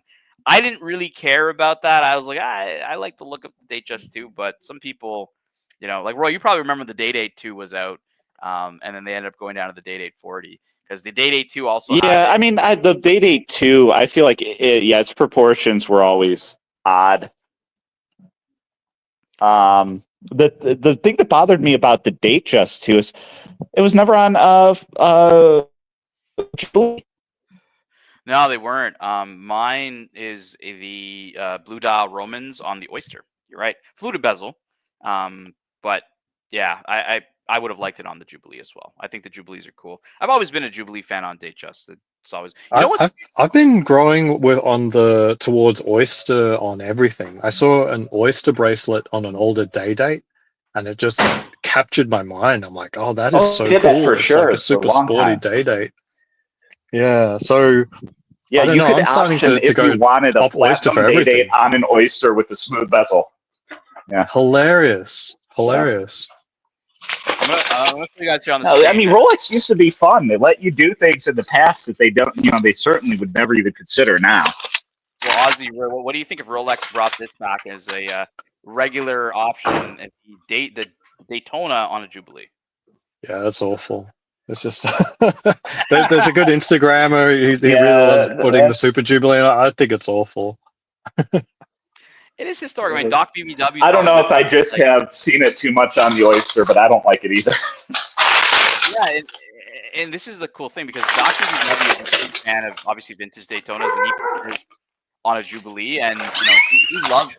Whoa, he loves it on the Jubilee, and yeah, I know he would be like he would think this is cool because it's a bit of nostalgia for him, right? Kind of going back in the day and stuff like that. I think there's a balance between using the Jubilee against a simpler dial. And the problem with a lot of the sports watches is they tend not to be, especially the Daytona, to have the simplest dial. So it's just overload when you have a complex dial. That's why I think Sky Dweller, Oyster. Yeah. GMT, Oyster or Jubilee? That's actually not the worst style, but because it's basically a Submariner, it kind of needs something else. So I tend to prefer it on Jubilee, but I also like it on Oyster. I'm very particular with the color for Jubilee. Like I like. Really? You're still in the old hype camp. It's not even that. Like I'll tell you, it was just from first impression. So back in the day when Baselworld was going on, after Baselworld, I'm just gonna mute you, Roy, because you're a little loud. when Baselworld was going on, right after Baselworld, they would send all the watches onto the dealers, and the dealers would do these little events, little cocktail nights and stuff. So, Ozzy, you probably know Ronnie Paul, the guy from the famous Pantera clip where he says he crashed and died in the Pantera. He invited me to 2 events, 2 different years. So the first one was the release of the Pepsi on Jubilee. And what's going on, too, sir? Nice to see you, man. So there's a release of the Pepsi on Jubilee. The second I put that on the wrist, Ozzy, it was like I've said this to Bear, and Bear said it himself. I'm like, that's a fucking perfect watch. Like, full stop. There's nothing needed on this watch. It is the most perfect Rolex I've ever seen. Yeah. The next year, I think it was the next year or the year after, maybe the next year, they released the Batgirl. And I was like, man, this is blasphemy. Like, I loved the Batman, on the Oyster. I thought, like, that's why I'm like, it's weird because these different colorways, I prefer different bracelets on them. I don't know. Is that maybe that's just me? I think no. So you're 100% right, and I think you were like, that would be the majority opinion from say 2018 through to all the way into like maybe even last year. But if you notice on the market now, the most preferred option for the Batman is now Jubilee. So I think that whole Batman on Oyster, Pepsi on Jubilee dynamic is no longer in play. Everyone just prefers a Jubilee for GMT. Which is wild, because if you remember back then, I mean, I don't know if you're collecting that back then, but like, for me, it was like Batman was always kind of that hype color. It was always, yes, it's to the me, OG hype watch. I mean, aside from Daytonas, Batman is the OG hype watch. And it was such a nice. I like the black and the blue. I think it's a perfect combination. I still feel it's a very underrated watch today. It's my favorite GMT. Well, when I first started, before I got my first Rolex, I went through the catalog and I said, what is the nicest watch for me, like possible? Like, what aesthetically, which is the coolest watch? And the Pepsi was in the lineup. For me, it was the Batgirl. I won on Jubilee and blue and black. What's hey, going Archie. on, big boy? Hey, we're talking cool watches, Pepsis. Rolexes bore the fuck out of me. I got to tell you something. Since Plastic's been doing that campaign, I've just been losing energy. Man, look at this. Look at this. You're a That's watchmaking. Man. That's watchmaking at its finest. Why would you possibly want cheap gas, stickers all over it, processed meats, and processed, it's not premium meats, it's discount, ass and lips, lips from the cow. Discount the character? Oh wait, no, discount. No, this is plastic. He's so cheap. I don't even want it. I'll be honest with you, Rolex. Oh, baby. You want to do that? Do you like this? Do you like this? Do you like this on the Jubilee, the Daytona? I do. But I got to tell you, so I found, the funny thing is the Daytona, it's 40 mil, they say, but it actually wears smaller than, say, a sub or a GMT. I don't know if you guys found that. Which one? So 11 series in steel is 38 millimeters. So it doesn't wear smaller, it is smaller. The 11 series, but they said 40. They say 40. How are you measuring 40. It's calipers. But how are you measuring it? Yeah, but they bezel to bezel, and the bezel overlaps the case. No, but they include a bit of the crown. You got to remember that it's how they do it. It's a little bit of the crown is included. It's the cutoff point. You see. I don't think anyone's ever been able to. I don't think anyone's been able to replicate 40 in any dimension on that watch. I saw someone try to figure out where they might have tried to measure from. But if everyone looks at the top of a watch and you measure the extremes from say 2 o'clock to 8 p.m., it's 38 millimeters. So. And all the other watches are 40 or 40.5 or 41 or 42 on the Explorer 2. If you measure all of those watches, it comes out correct. But on the Daytona, it's 38. Yeah, but I think you might not be doing it right. Up to you if you think that's the case. I'm letting you know that on a dimension that most people would expect to be 40, it's actually 38. Yeah. Is that necessarily a bad thing though? Is that a bad thing? Some people hate it, but like a lot of people like it. They don't mind it being a bit smaller.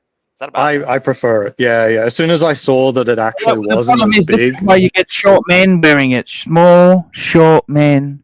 They all buy the Daytonas. Can you give us an example? Can you give us examples? Can you give us If examples you of were short men? after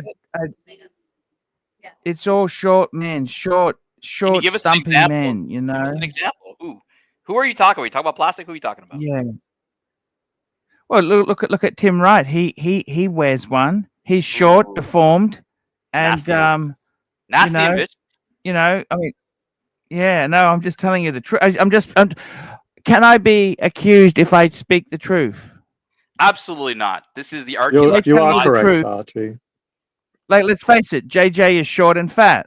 Is that true or it's not true? I'm tall and fat. He's short and fat. Okay, so it's the truth. Don't ever be scared of the truth. Sorry? Hey, Mr. Wilkins pointing out that Marcelo is very tall. Yeah, Marcelo. But Marcelo the yellow smells. gold So on Oysterflex Marcelo is 40, smells though. really bad. Did you notice that there? He smells really bad.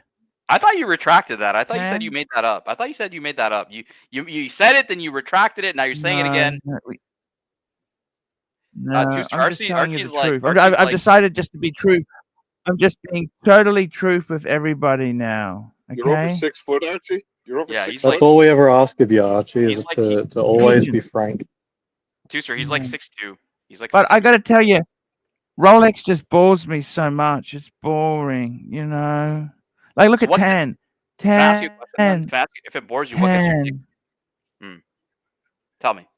Sorry? If Rolex bores you so much, what gets me what? What gets your dick fat? I look for value, and I want something with heritage, contribution to watchmaking, and innovation. Okay, that's what I want. You know, Archie, you're like as tall as I am. Like Holy shit. I'm really interested in like something like JLCs. I like of course I like the Breguets, right? But I love the Vacherons. I love don't like APs. Don't like APs. 10. Well, you said it's classy. You were describing an AP Royal Oak perpetual calendar. It is. Look, you can never go wrong with an AP. That's for sure. But you know, it just makes me sad that people like Nico have come out and said Breguet's this. Well, what about his car channel? That's a disaster. What the hell happened to his car channel? What happened to that Ferrari? Well, when you blow up a Ferrari, I mean, and then I think his GT3 RS was fucked up too. So I don't know, man. I haven't really watched most of his stuff, but so we're talking heritage. So he's not doing it anymore. Can I talk to you about a heritage and a piece? Uzi, I got to be honest with you. Is Uzi a good role model? Is he a good role model for you? I mean, he's looking to buy a Patek Philippe in the next like 20 days, so we can talk about that. Yeah, but it'd be an Aquanaut or a Nautilus, won't it? He's not buying it. He's not buying a World Time, is he? He's buying a rose gold 5711. Yeah, Nautilus. Yeah, no, it has to be Nautilus or Aquanaut. He's just a hype consumer. Joseph D says Uzi seems like a There's good nothing dude. special there, Tan. But is Uzi Breguet material? That's really the question of the day. No. I'll tell you what Breguet material is. Can I tell you? Yeah, please describe, because Bear was confused yesterday. Rolex guy just gets his ducks in a row, right? He's got to lose the weight before he asks the girl out. He's got to lose the weight. He's got to have the Corvette. He's got to have the nice hotel room. Okay, so the Breguet guy wings it. He's continually testing the leads. He's continually saying, "Hey, beautiful, do you want to come back to my room?" Right? He's continually. Then he worries. Then the penny just drops that he's actually staying in a Pod 51. Where you piss into the sink. Okay, then he goes, "Oh fuck! I've invited her back. She's taken me up on it. But fuck, I don't have a private bathroom. But you know what? The Breguet man doesn't give a fuck. He doesn't care because he'll just take a piss in the sink and he'll just, Archie, you know what? She's not going to say no once she's already undressed, is she? They're not going to Tuesday, back definitely out is. once they're already undressed. Are Tuesday, you he a sink definitely is. pisser? Well, Archie, I mean, if you get drunk enough, I mean, the sink keeps you from splashing on the floor, right? So that saves you some embarrassment later. I mean, you might not do it in front of her, though, right? Tuesday, to answer your question, he's definitely a sink pisser. Archie's pissed in the sink in New York for sure. Okay, I'm going to tell you something. What I'm going to do in the next couple of years. Okay, I am going to sell half my collection off. Okay. I'm going to sell half my collection off. Okay? It's going to probably take you 10 years to do that, but okay, continue. No, I'm getting to sell the premium pieces. I'm selling the World Time, the Bluesy, the Explorer, the Pam. Okay. No, you can't do that. I'm sorry. No Pam. Unless you're trading it for PVD Pam. Then it's okay. You know what I want to do? You know what I want to buy, don't you, Tan? Ooh, your exit watch? I'm going to say Bluesy. That's it. You're going to leave with the Bluesy. But a No. Bluesy I'm selling half my collection off. Yeah, to get a gold sub. I don't even want the gold sub. No. What are you going to get? I want to buy a second-hand Bentley. Seiko 5. Oh my god. Oh, okay. Oh, that. You're gonna go the way of the watch reporter. Are you gonna buy his? That's the same. That's owned by the same people who make Lamborghini. VAG, baby. Volkswagen Audi Group. We love VAG. I'm gonna go VAG. Okay. I'm too fat and uncool for a Lambo, so I'm going for a what does a fat guy drive? He drives a second-hand Bentley, a 10-year-old Bentley. Well, actually, a 5-year-old Bentley with 30,000 miles on the clock. I mean, the chat's questioning here, Archie. You got this comment. Does that make sense? You got the question here from the Ghost of Yiddish Gambino. They're questioning you premium pieces, including the Pam. What would you think? What would you say? Is Pam a premium? Look, is it Pam? No, hang on. So for starters, I'll tell you what I am keeping. There's no way I'm going to sell any Breguet, no JLC. Those are the keepers. Those 4 are the keepers. Everything else is on the table. Now, when he gets that Bentley, he needs to keep those other watches around because every 2 or 3 years he's going to have to sell one to pay the repair bill. Yeah, exactly. Archie, you said you're overweight, but I'll tell you what, man, your feet are gonna hate you. I'm 100 kilos. I'm your height. I'm about 6'3". Okay. I'm stocky framed, but mostly I go to the gym. I'm in really good shape, but my feet still kill me after the years I did in the military. You really should lose a little bit because when you can't walk, when your feet are flat like mine are, it sucks. If I'm 100 kilos, if you're my height, holy shit. Do your feet hurt when you walk? Do you wear insoles like orthotics or anything? I'm a Breguet man. Right? My feet never hurt. I'm telling you, when you can't ambulate, when you can't walk, that's when you'll realize that it sucks. I mean, you should think about I agree. that. I agree with you. I agree with you. I agree with you. I agree with you. But how old are you? I'm 40. How old are you? Okay, I'm 52. Yeah, I know. That's it's why already I'm saying too late. I'm, it's too late. It's no, too late. It's too late for me. I don't know, too, sir. His feet they look like they hurt if you've ever seen him walk in that promo video in front of the Breguet boutique. I don't know what the hell is going on with his walk It's a mixed curse. I'm fit, right? But you'll never see a huge amount of muscle on me because there's too much frame.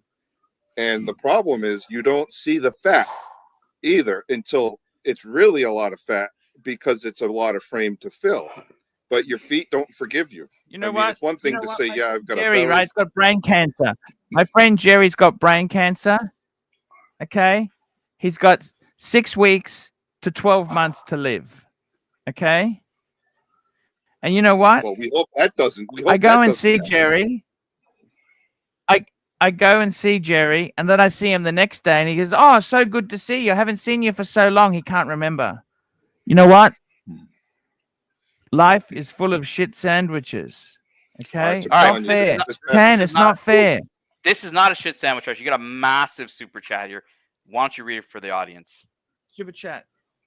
Big one. Okay, here Big we go. one. Super chat. We got Joseph D gifted 20 luxury live stream memberships. Oh, that's over $100, man. That's a big one. So you gotta give That's Joseph D some incredible. Joseph D, you are my hero. What a All right, cool guy. Why don't you play a clip for Joseph D, Archie? Sir Roy, I gotta drop. I'll see you guys in the chat. Why don't you play a clip for Joseph D to thank him, Archie? Thank you for having me, and I'll be listening in, guys. Take care. Tan the man, I got to tell you something, Tan. You know what? Tell me. Quick. You're a Breguet man. Please get a Breguet. When are you getting a Breguet? When's it coming? Tell me. Yeah, when you sell me your Type 20, Type 20, Type 21, Type 21 for cost minus $5,000, I'll buy one. See ya. Thank you. See you later.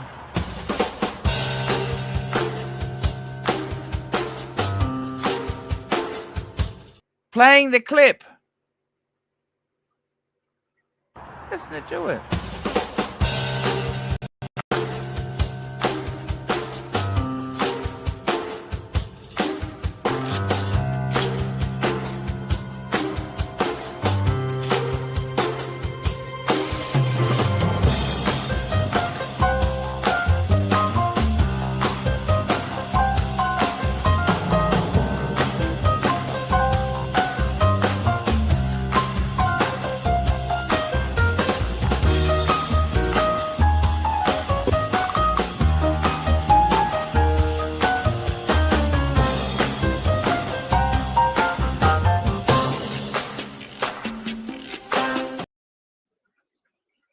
You had it We going. seem to have at some first, technical and- problems. No, you had it going. It probably I don't didn't know show what on went your. wrong there. Doesn't matter. Hey, it doesn't matter. You know that nothing matters. We got Roy and we got Torsa there. Let me just close the door so I get better reception. 1 minute. I'm getting better reception. I got to tell you something, guys. You know what? Seriously, you're right. You got to lose some weight, right? But you got to enjoy life too. Life isn't always. I'm just saying. This past summer, I couldn't Let me walk ask you because a I had the question. same Can I ask problem. you a question? Can I ask you guys a question? You guys are two nice guys. I want to ask you both a question. If Jesus said to you, you can have a Bentley, an Aston Martin, a Ferrari, or a Lamborghini, you pick one car, right? However, you can I never can pick have any sex car from their historic lineup. okay? But you can never have sex again. Would you do it? No. Archie, I'm disappointed you have pants on. I'm What's asking you going on? seriously. Okay, you can have a Miura. Okay, a Miura SV. Okay? No. Okay? Jesus, one Miura SV. What color do you want? Black or the orange? Oof. None of them. No. Would you swap a Lamborghini Miura SV? Let's face it, that's what you fuckers want. But you I'm can not a big never fan of that, but have no. sex again. Yeah, not taking the trade. You know, funny thing, I get in those cars and they don't feel very comfortable with the Aston They're maybe being an fucking exception. awful. They're awful. That's Yeah. why I said I want a Bentley, not a fucking Well, supercar. Right, but even still, that's a hell of a trade. I mean, unless you're over the age of whatever it is where it doesn't work anymore, maybe. But even then, I don't know. Yeah. Would you No, take the trade? Tell me. No, hell no no. way, not a chance. But I thought I still can't believe you want the Bentley now, though. Why do you want a Bentley? Like, the maintenance on those cars when they're a few years old is just scary to me. I want to. I'll keep my F-150 electric. I want to change the channel. I want to change my channel. Okay. I want to go out with a huge bang. The good thing is, right? You buy a Bentley, and you always have got a beautiful garage ornament. No matter how bad it gets, you can just keep it in the garage on bricks. You know what I mean? Jack it up, put it on bricks. You can always got a nice lounge suite inside there. You can watch TV and eat food. Don't you agree? I mean, I suppose, and I guess if you got like one of the late 90s, early 2000s ones, you'd also have like a nice mineral oil store for the end of time, you know? Actually, they're not as bad as you think. They actually, the new Bentleys are all Audi based. Okay. Yeah. But like the electronic systems and stuff on that, they still scare me. I also wouldn't own an older, German car out of warranty for that reason. Just So are you remember, saying you can. This is going to be the future of the channel. Is this what I'm hearing? I'm just saying. I like to kick ideas around. You've left an indelible mark already. Look how long I've been around. You didn't know I existed until a week ago. I've been watching you for over 12 years. No, you're right. So that's honestly, there's some. We got a super chat in. Just hang on a tick there. We got some great super chats in. Patel Philippe, $2. Is watch reporter living rent free in your head with his Bentley? Yes.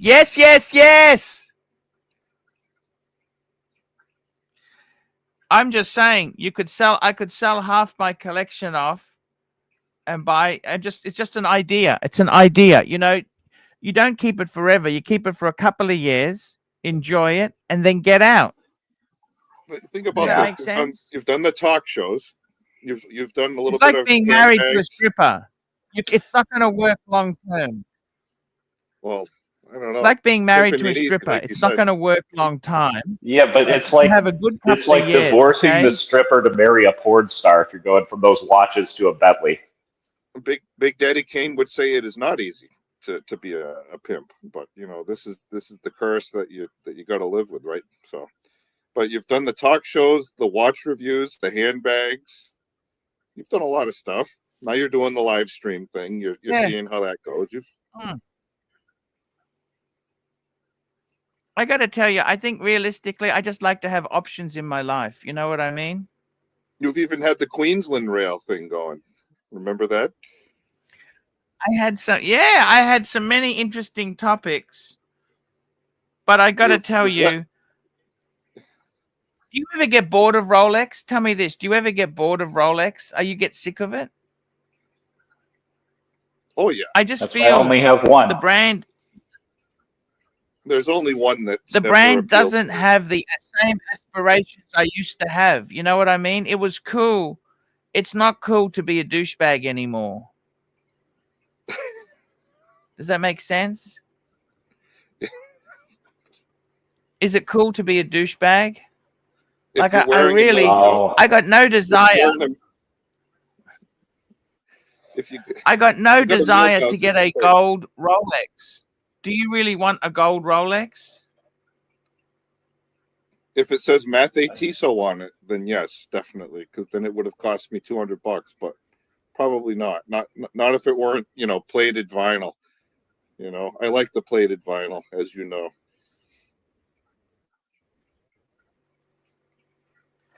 100% right.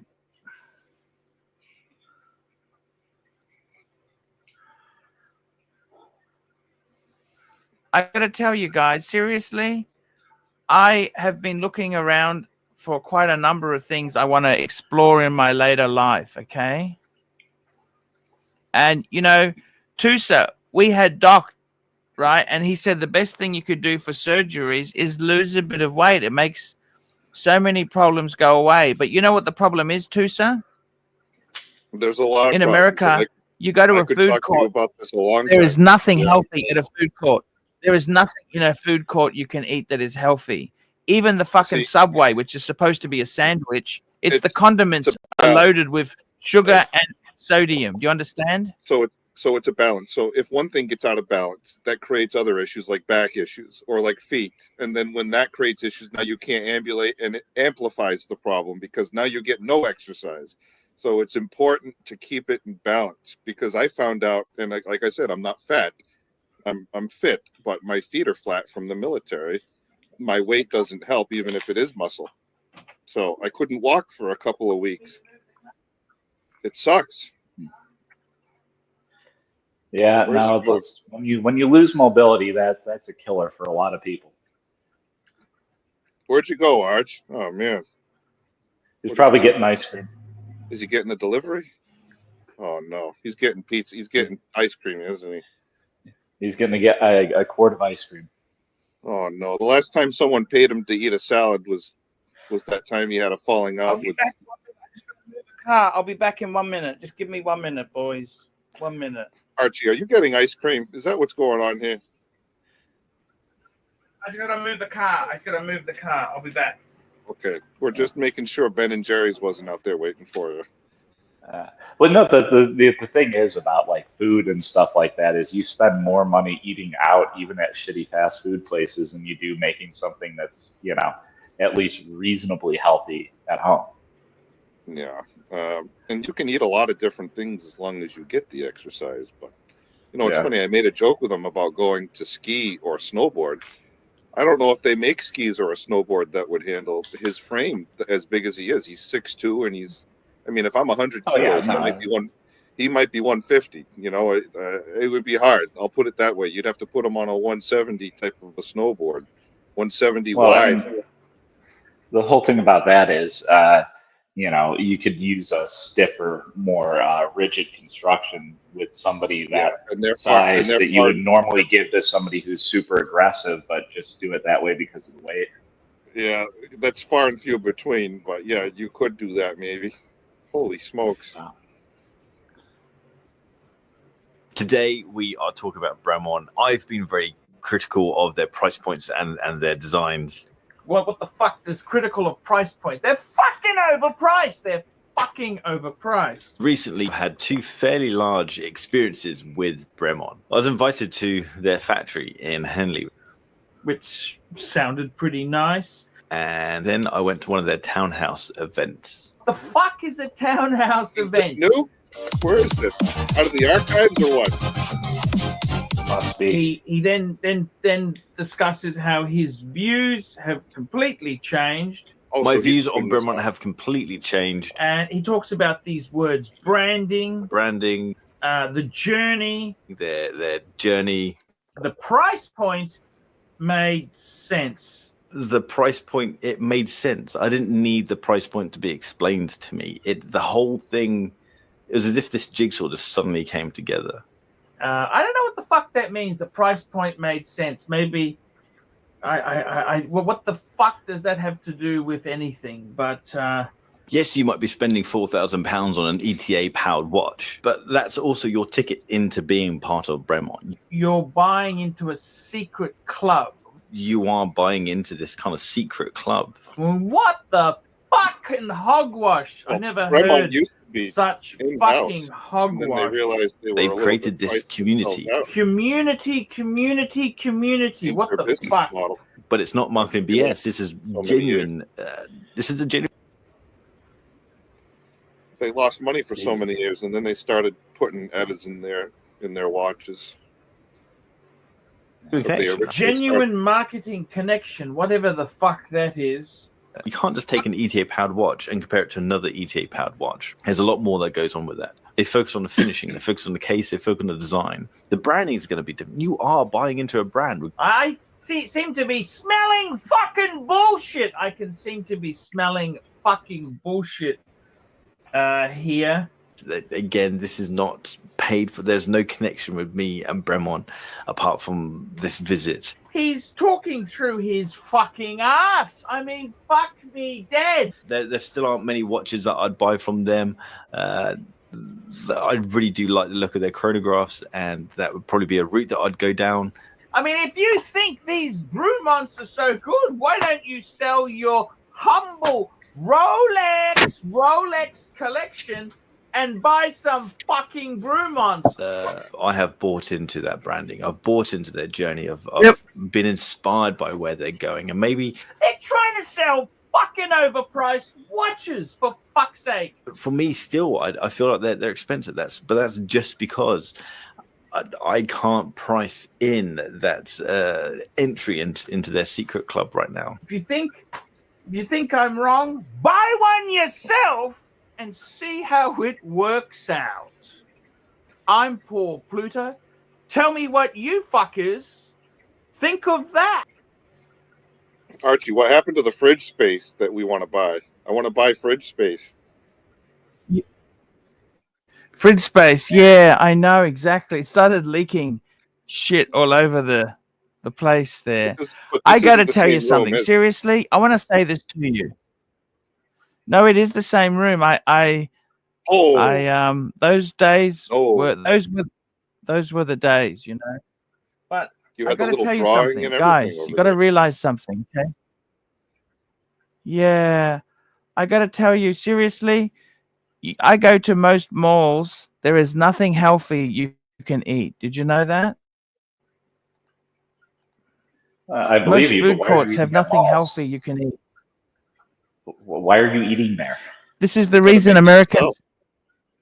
yourself. Someone's saying Patel Philippe $2.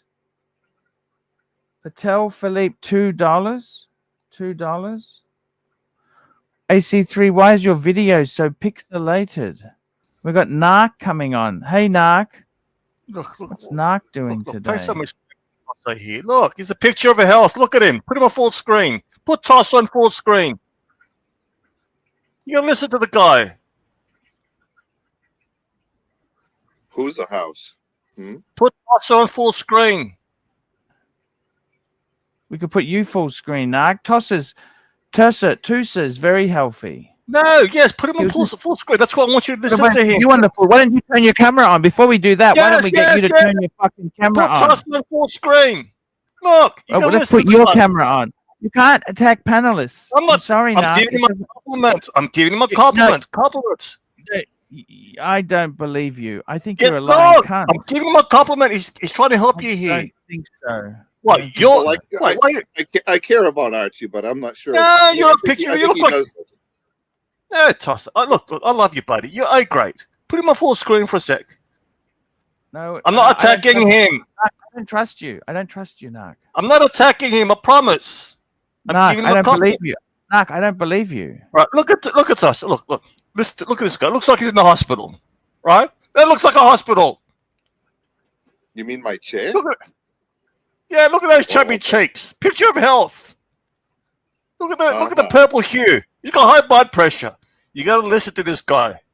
How do you know he's got? Why don't we turn your camera on? What have you got? Let me have a look at You look like you'd have a heart attack, Tossa. You've got genital warts all over your face. What am I supposed to do about that? Yes. Now, if Roy was giving advice, I would listen to Roy. He's a picture of health. $10 super sticker. We got P Cars. Thank you, P Cars. And we got P Cars member for 22 months. Is Adrian Barker a Breguet man? You know, he's almost a Breguet man. I love Adrian Barker. Yeah, by the way, you know what I love? I think the best you could do is get an old Bentley. You and Watch Your Portico rent it out for fucking weddings. Funerals. No, I think I'm thinking about it. I'm thinking it through. You're driving around your Bentley convertible. Why have I never seen what you look like? I've seen you on here several times. Anyway, I can imagine you picking up these women. Whose place are you gonna take them to? You gonna take them to hotels? Who's picking up what women? Archie and his Bentley. Hey, sneak through the backyard, right? Make sure you don't wake up. I don't want to wake up my wife. Cosplaying in a Bentley. No, why don't you turn your camera on? Why don't It's the you turn best your thing for camera on? Anyway, share screen. Why don't you turn your camera on? That's the thing I don't understand. Why are you shy or what is it? Exactly? Share screen. Share screen. These are the guys imitating your walk. That's your walk. That's how you walk with your arms back. The arms don't swing. This is your walk on the Bentley commercial. Yes. I love the Bentley commercial. Tossa, look, you're going purple here. What the hell's going on here? Have you had your blood pressure checked? My health is okay. Okay. That's all relative. I do put that. No, I'm fine. You look like you'd have a stroke. Buddy, you look like you have a brain aneurysm. Roy, talk to him. Does he look like a picture of health? Tell me something. Why do you come on here and circle jerk when you get on here and fuck with everybody? You're going fucking purple. Tell me why you don't give Archie advice. Don't give Archie health advice. Don't give Archie health advice. Don't tell me what the fuck to do. You can go fuck yourself. How about that? Does that sound okay? That's good. All right, you and your bullshit detector, because I think you're full of shit. That's what I think. Yes. I think you come on here and you fuck with this guy, and he sits and he listens because he's a little more patient than he used to be. Not No, always. you fuck with him, 'cause he but you're did kick you trolling off. him. I think you did kick him off. He kicked you off the other day, didn't he? Because he had enough when he had a lady. I'll be honest with you. This is what I like. The pushback. You've been upgraded to A minus. You don't know me very much. You don't know me very much. I don't think you want to. Not the way. Yes, you're in the military. You snap me in half. We got Herman jumping on. Hey, by the way, Herman, did you send me an email yet? Yeah. When did you do that? Well, I thought that maybe you could use it as content for your show. Terry Voss. Nice chatting with you, buddy. Okay. Likewise. I got to Send tell me an you, email. Terry, I've actually been looking at secondhand after our call yesterday. Okay. I've been looking at secondhand Bentleys. Right.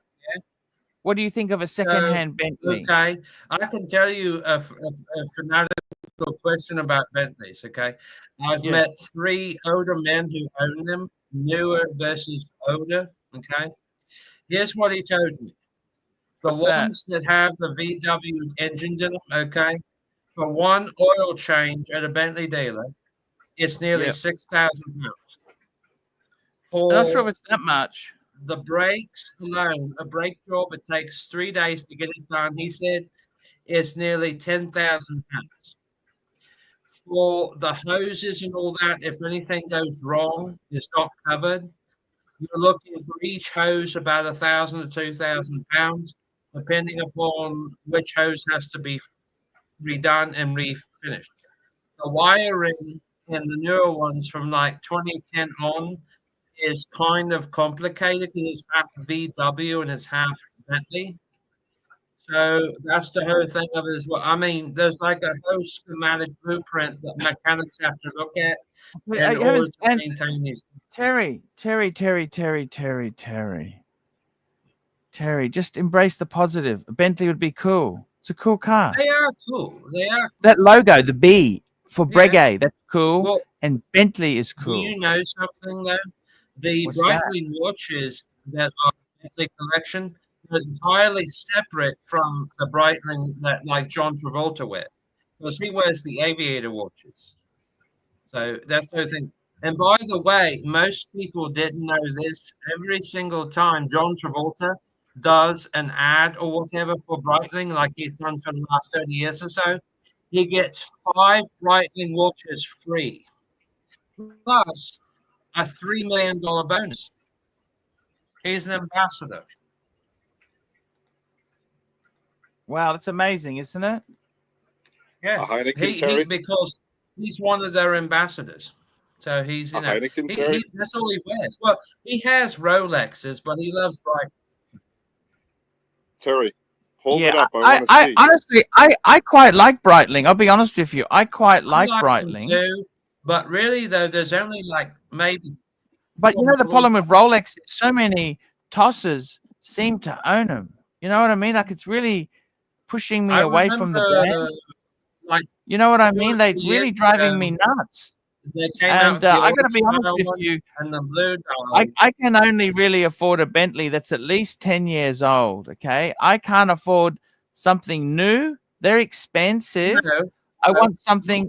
I want something with 150,000 miles on the clock.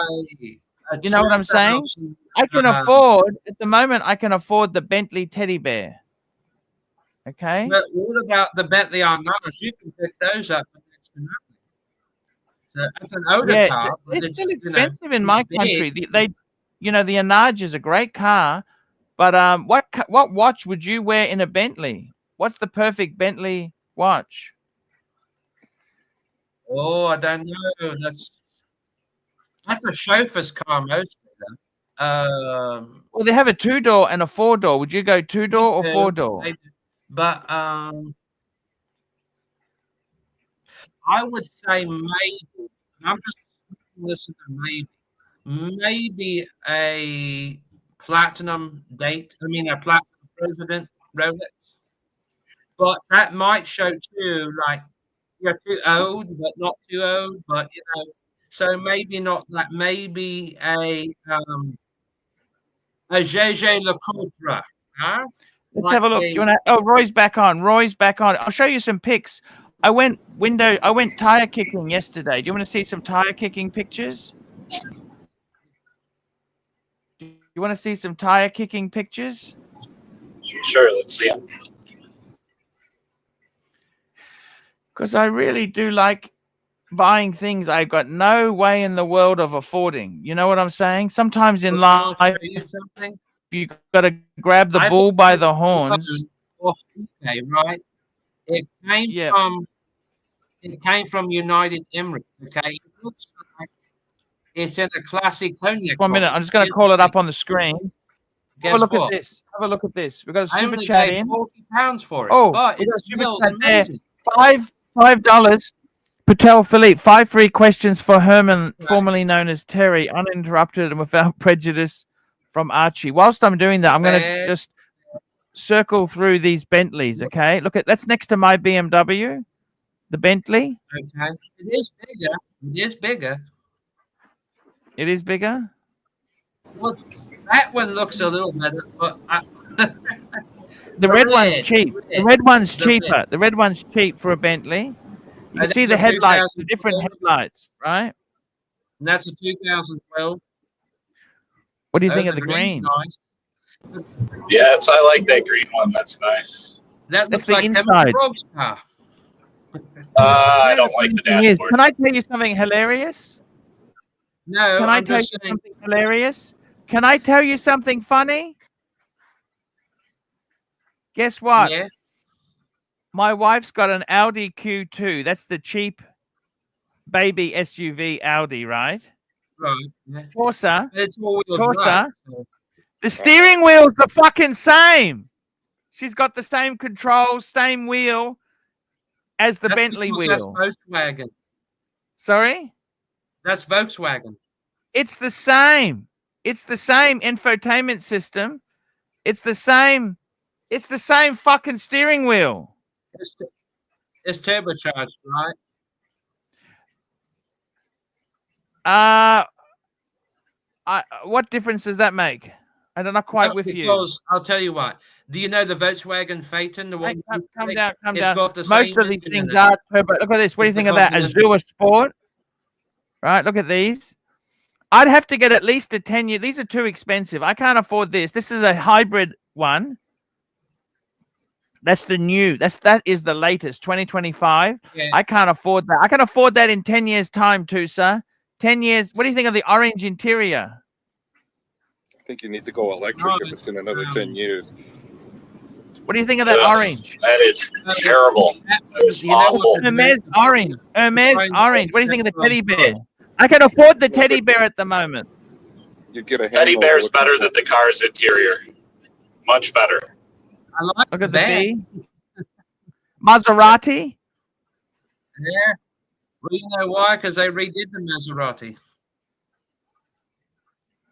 What do you think of that, guys? Tell me honestly. What do you think? Is that sexy or not?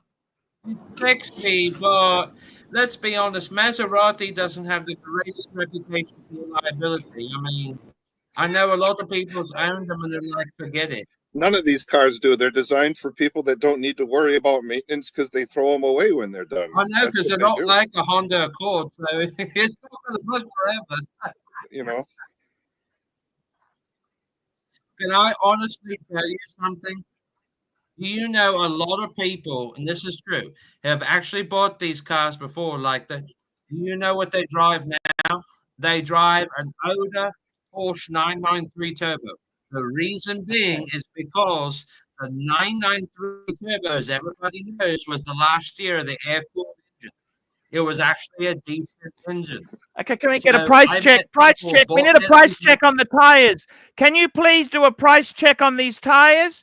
275 35 ZR22s. Can you please give me a price check? Price check. I want to know how much I'm looking at for tires. Sarah, you got any St. Pauli girl over there, or is it just Heineken? I think I need a St. Pauli. Huh? The beer. I'm going 600 per on the tires as a guess. It's a beer. No, I know it's a beer. I want St. Pauli girl. You only got Heineken's over there.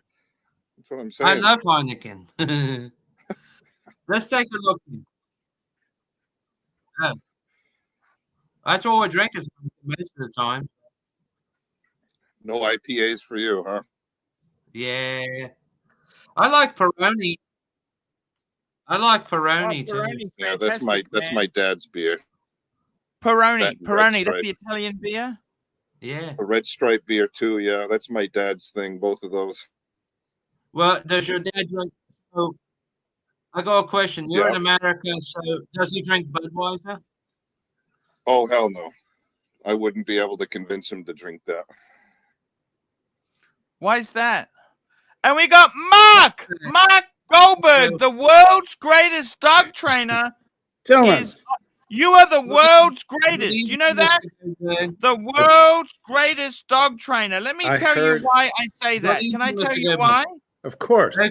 At great length, please. I have done a price check on the tires. It says per Harry, tire. be quiet. Archie's about to It's compliment me. I wanna hear it. £588. Herman, shush. Fuck me dead. That's $1,000. Where were we? What happened? I was contemplating. This is stupidity. I like to push the envelope of stupidity, Mark. No, you were about to tell me what a wonderful dog trainer I am. Let's get back to You that. are you're not wonderful. You are the world's greatest. You understand? Thank you. And thank you, Herman. So, how is everybody? Not too bad. What's the Archie's trying to make bad decisions into worse decisions. So I want to sell off half my collection, Mark, and buy a 10-year-old Bentley. Wait, you want to sell off what? What he was selling?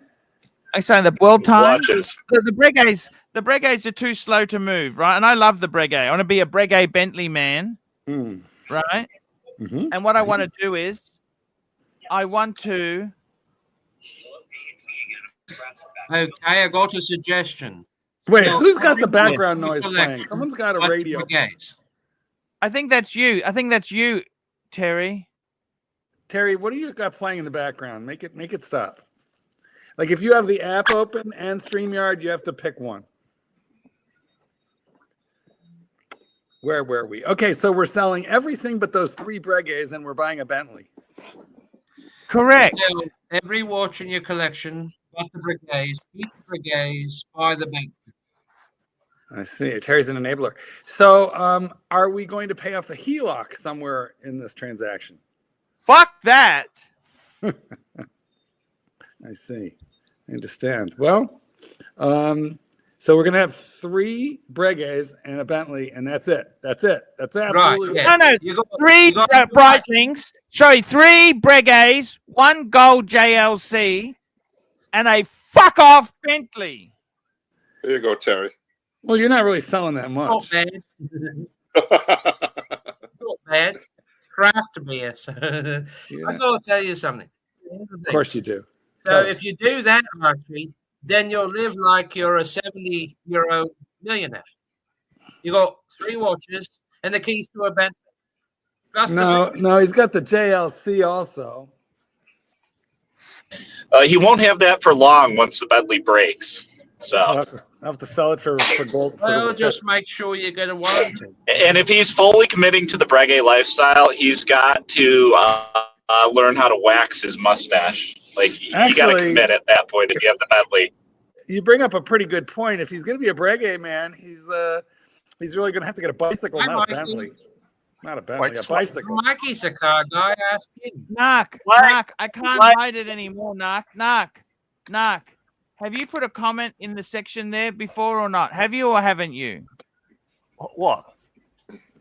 I'm banned in the chat. Why are you banned? I don't know. I don't fucking care. For buggery. Banned for buggery. I gotta give you a wrench today. I got no option. I have to give you a wrench. Can I please give you a wrench? Yes or no? All right, do what you want. Tosser, I like to retract some of my comments. Tosser. This is the other thing. Why is it tosser? Well, because that's fun. No, You're coming off with a British accent. So since half of my family is British, the other side, right? I know that you know. I know that you know, and you know I know, right? But you fuck with me anyway because that's your shtick, isn't it? It's a no, shtick. wait. Toss. Two slight does it all fun. No, how about this? How about if you're going to talk to me, you do it properly? Because otherwise, I don't want to hear the other bullshit. I can't hear you. This bullshit detector, right? The bullshit detector. I'm hearing it from you. That's where I'm hearing it from. No, so you're going to address me properly. You want to talk properly? Tosser is a short vowel. No. It's too long for me. It doesn't roll off the tongue. From now on, you're tosser. I have confidence in you. I have confidence. Can you put a comment in the comment section? I need you to put a comment. I just did. Tosser. I just want to retract some of the comments. I retract 63% of the results. Again, like I fucking told you. Tusser. That's what you're going to do first. No, you're tosser. No. I feel like we have a stand-up. We have a Mexican come back stand-up. when you can figure it out. No, buddy. Listen here, my purple-hued friend. Buddy. You're tosser from now on. Again. Is he going purple? A little. Now, Archie, I love this idea of you getting a Bentley. You're going to be the B&B man. You know what the B&B man is? What's that? Then he would be the BB man. Bareback. Bareback. Mark knows that. Bareback. B&B. You and that Bentley is going to be hilarious. It's going to be great for the channel. It's done. No. Oh, fuck. All right. We're going to do a poll here. Is Tusa tosser or Tusa? It's Tusa. What about Deuce? Okay, you got a mod now. Nah, Deuce. I've been pushed I'm into dropping the this. Deuce.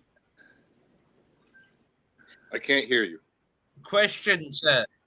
Archie, Just be nice, nah. Come on, man. Just be nice. Some payment on the Bentley. Yeah. What is I love the idea of you getting a Bentley. What color Bentley, Arch? Oh, Kermit the Frog green. Nice. I had a picture of So you green. want the green Continental GT? Narc has got the wrench now. Please behave. Promise me, Narc, Right. please. Right, I don't picture him in the green. I don't pick navy blue, more aristocratic color, not a green. Yeah, well, green is not a Breguet man color. No, it just isn't. But it is a cool color, regardless. Yeah, but you know why he's buying green? Because they can't get rid of that color. That's possible. British racing. No, look. No, green is not your color. You need it. Navy blue. What are some of the colors? Tosser, what do you? The first British picture green, he but showed was a nice blue one.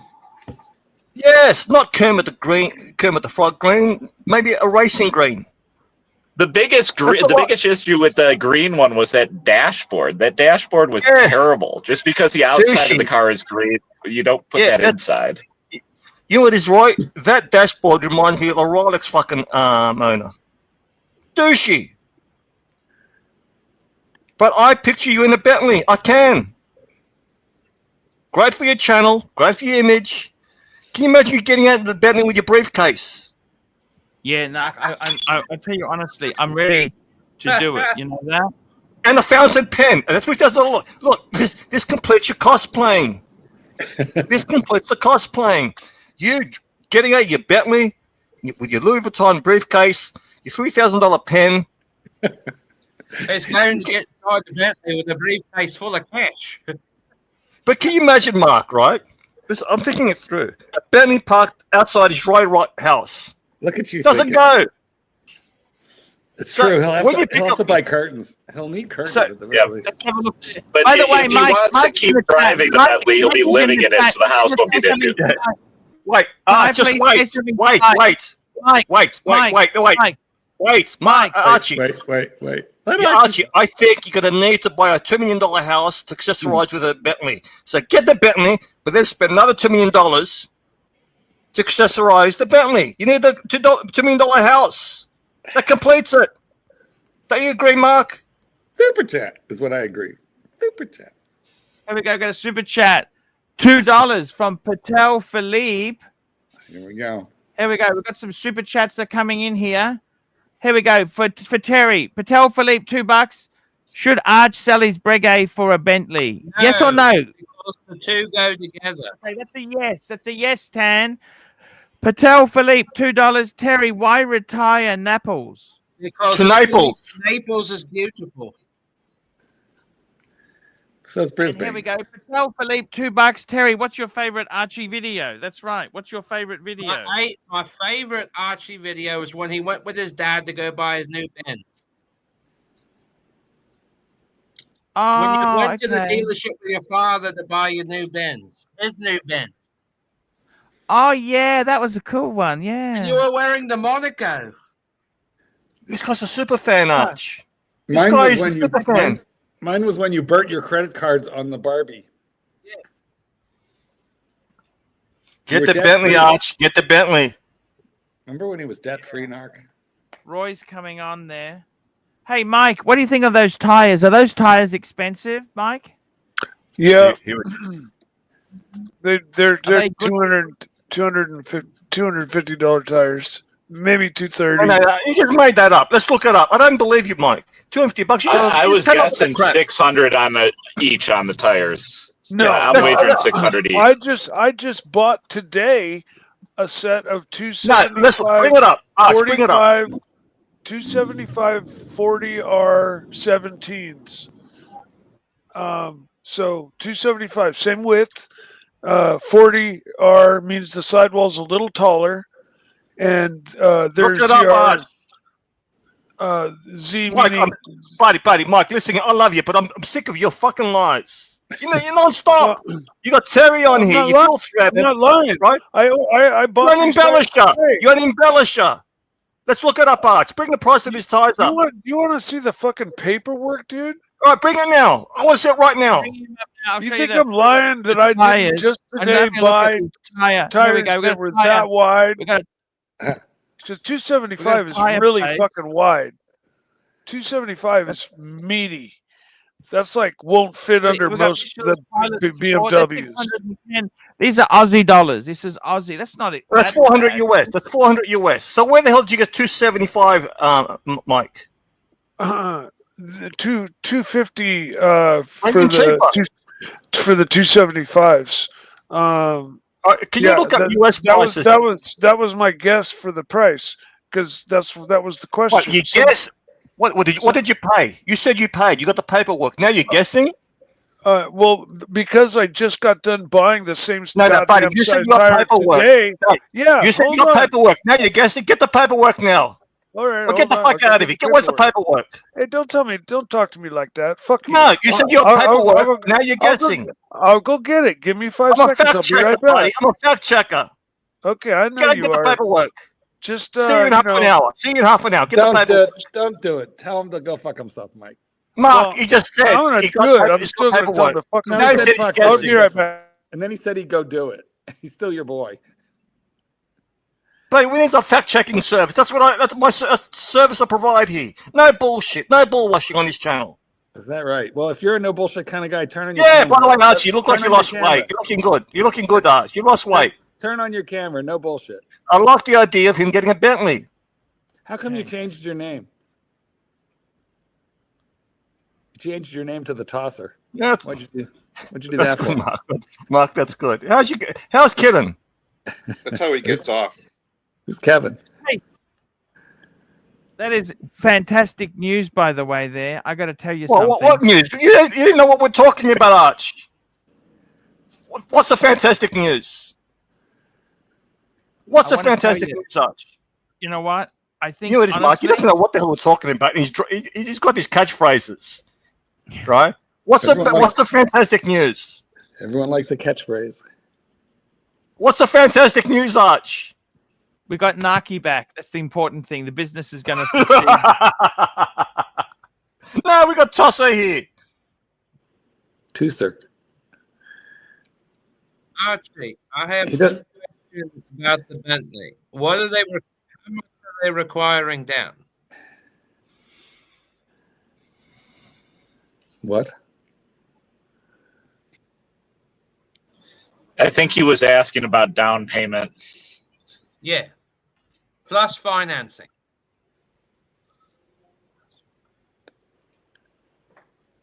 How much is the Bentley going to cost you, Arch? Would it be like 50,000 down, 100,000 what? Plus sales tax. Super chat. Super chat. Read the fucking super chat. Did you get the paperwork, Mike? Yeah. Let's have a look. All right. First, you put me full screen, making sure I'm not doxing myself. The date right there. We got the wrong the wrong mic. The date is right there at the top, I believe. Is today, and then here it shows $1,200, 1180 on, and where I can't see shit. I can't see shit. This looks photoshopped. This looks photoshopped. It is a little blurry. Well, here, let me see if I can improve it. We're talking about the same tires? No, they're different tires. They're different tires, Mike. Well, we knew that from the beginning. Mike told us they were different tires. They're not the 7.5s. They're Toyo 888s. Wait. We're talking about the same tire, Mike. Are we?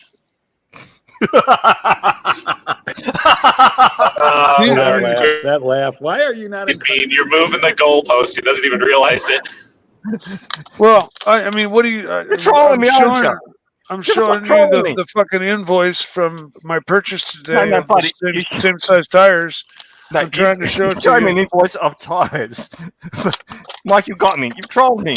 No, the question was, well, how much do you think those tires cost? When somebody showed those 275 Super wide chat from tires. fella. $2 from fella. Narc just called me and said Mike the Snake is telling lies. You know you can bench press 250. You know, fella, We you got bench Tell press 250.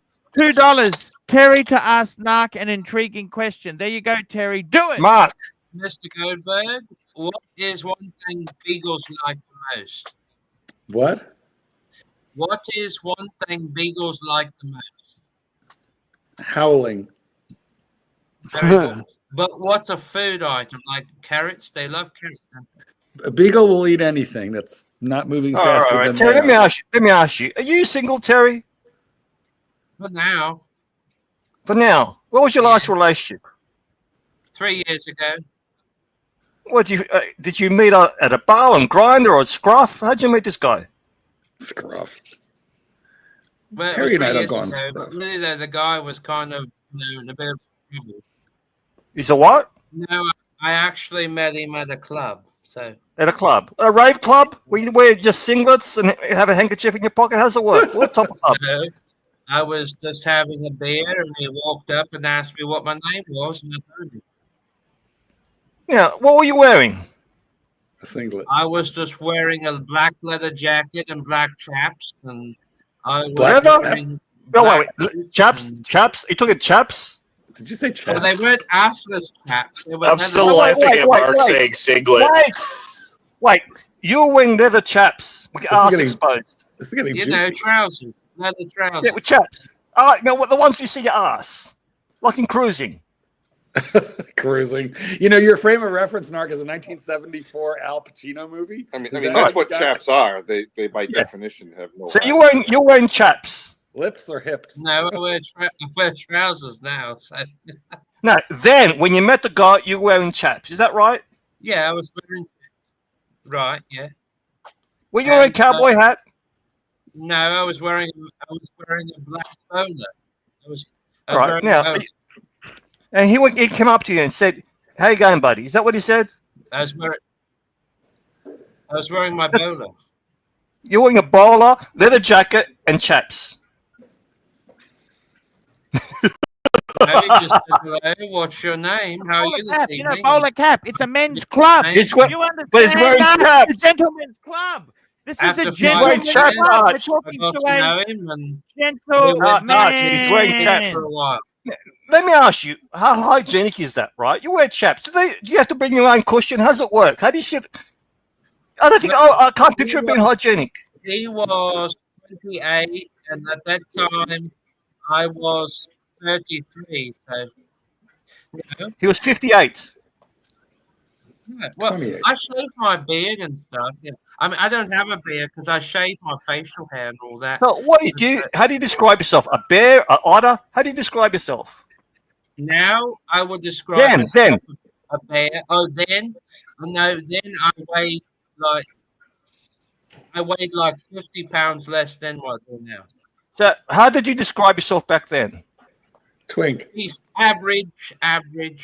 Like Within the gay jargon, right? What are you? An otter? An otter? What he's asking is he wants to know what these names are because there's the otter, the bear, the twink, right? Listen to the straight guys trying to tell the gay guys Wait. about this lingo that they know nothing about. That's what we're asking, Mark. That's what we're asking. Right. Well, All right. Yeah. look, That's what we're let me learning. clarify for you. An otter is young and thin, but very hairy. Well, you look at this man; he's not very hairy. He's not All we see is a head. 50 Well, years what the hell ago- would we know is these hairy? head is What, he another just thing. takes clothes off? By the way, you seem just to quick be- thing you there. seem to be- Is it you seem to be- okay, Terry? Very Terry, is it okay if I give your details to Mark? Yeah, I want to email you or WhatsApp you and say, All right. hey. All right. Now, was this guy? Sorry, I can't hear an on my answer. I want to chest. hear an answer. Yes or no? Okay. He said yes. Can I give your email address to Mark, the dog trainer? Yes. All right. Now, I've Terry, done it. give me I've some already advice. done it If in you want to advance, Mark, I've already sent that to you in WhatsApp. All right. Okay. Now, Thank let me you. give you some advice. If you want to get him off, just talk.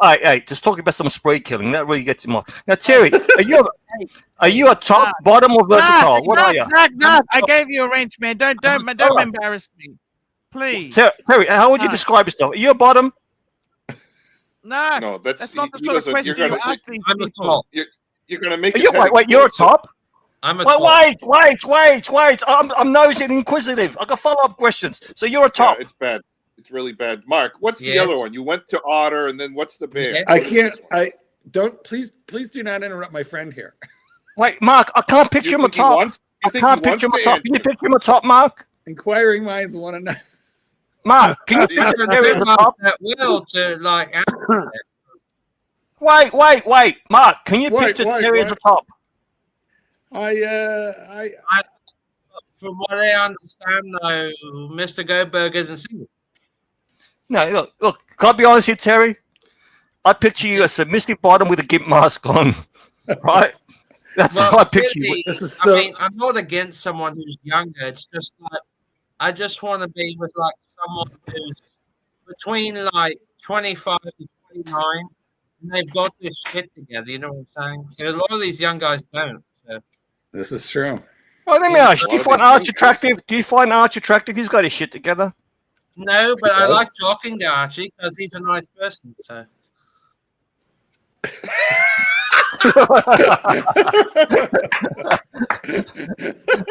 Our host. Terry, can't you say something right? You're the breakout star of the year. I thought it was Zuzi, but you're the rookie of the year, And now the breakout magically star. he has turned into a teddy bear. So. Now, I think, hey, Tusa, I'll call you Tusi. I like you. I was just trolling you before. I think there's potential in you. You got a troll in you, but it hasn't come out yet. It hasn't come out yet. Just get out of that hospital, right? Looks like you're in a fucking hospital. You know what this reminds me of? This reminds me All of. it is, I have never seen you, but it just looks like you're a dickhead anyway. Yes, I'm a fucking dickhead. tell you. Nobody has ever seen him. All right, that's But you good. look like you're in the Terry, hospital. That's a Terry, curtain if he there. asks you something- Terry, if he asks you something that you don't feel comfortable with, just tell him that you're not comfortable. I'm just saying. Now, It's do you okay know if Ali it's all- Resna? Right, you're if it's ex-CIA. in- Do you know if Ali it's in good Resna? fun, Terry, it's in good fun. All right. I don't want to make you. Do you know Ali Reza? He's ex-CIA also. Do you know that? But can I What the be hell is he honest? talking You about? know, Mr. Goldberg kind of looks like an ex-CIA agent from a Bond film. He does. He looks. Mr. Yes, that's Goldberg- me. What's happening? Mr. Goldberg looks like an ex-CIA agent from a Bond film. Well, I must Do say. you find Mark Goldberg attractive? Yes. Oh, thank you, baby. Yes or no? That was my boyfriend who just emphatically said yes. What is in the middle of the screen? What the fuck? That's me.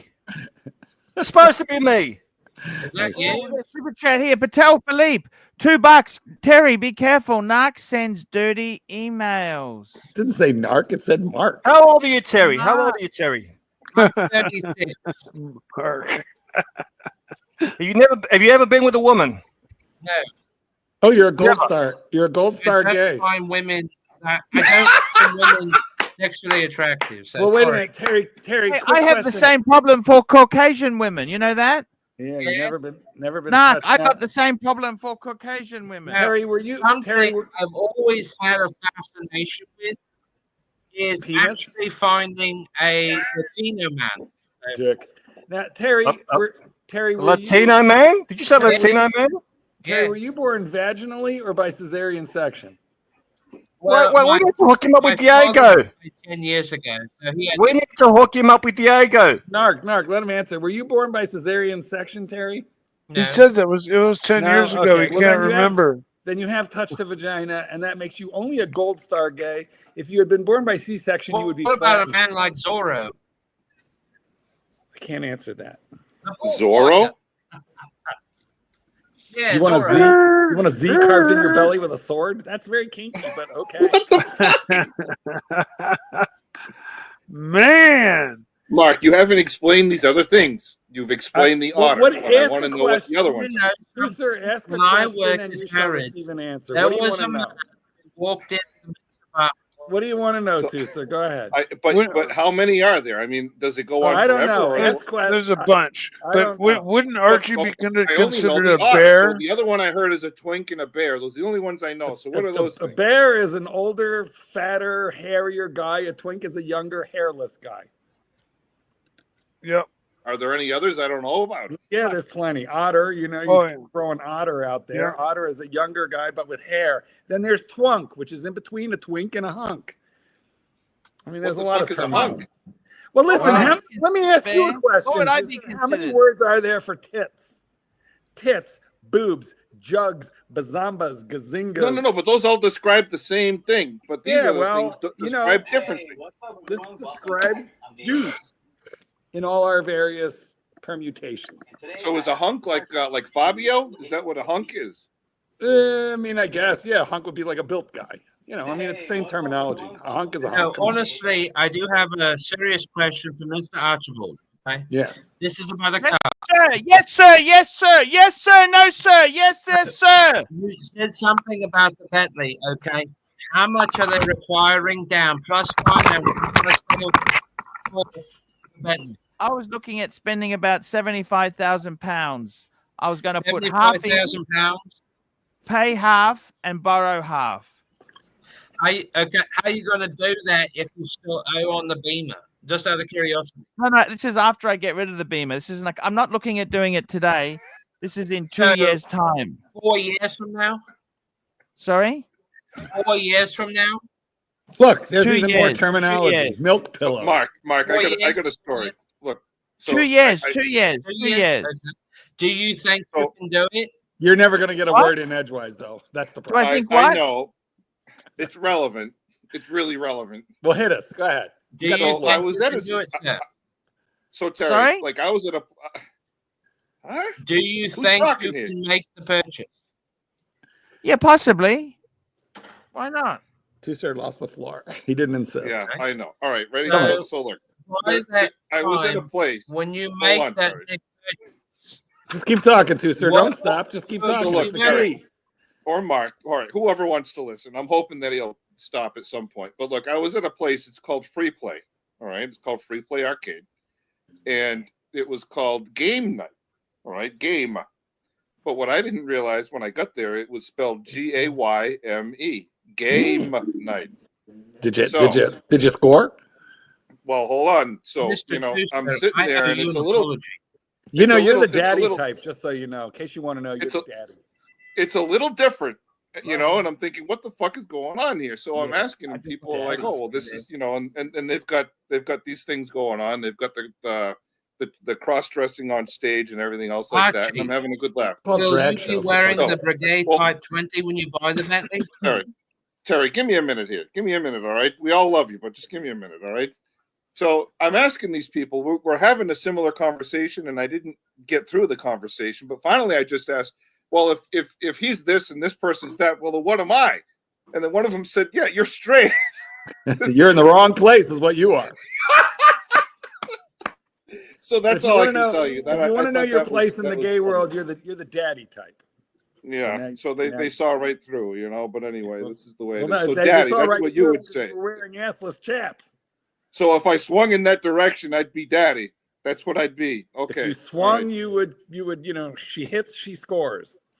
But what does a daddy describe? What the fuck is daddy? I mean, Look in the I can mirror. say I'm daddy. Look in the mirror. Look in the mirror. Like a medium to hefty sized guy, clean and cut. Dad bod, like 40 or older. Totally. Sometimes has a cute little dimple, but only in one cheek.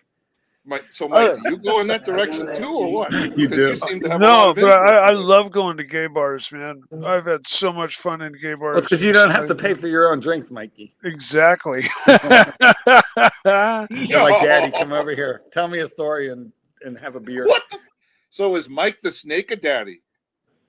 Mike is a little harder to describe. Mike is sort of like a gay biker.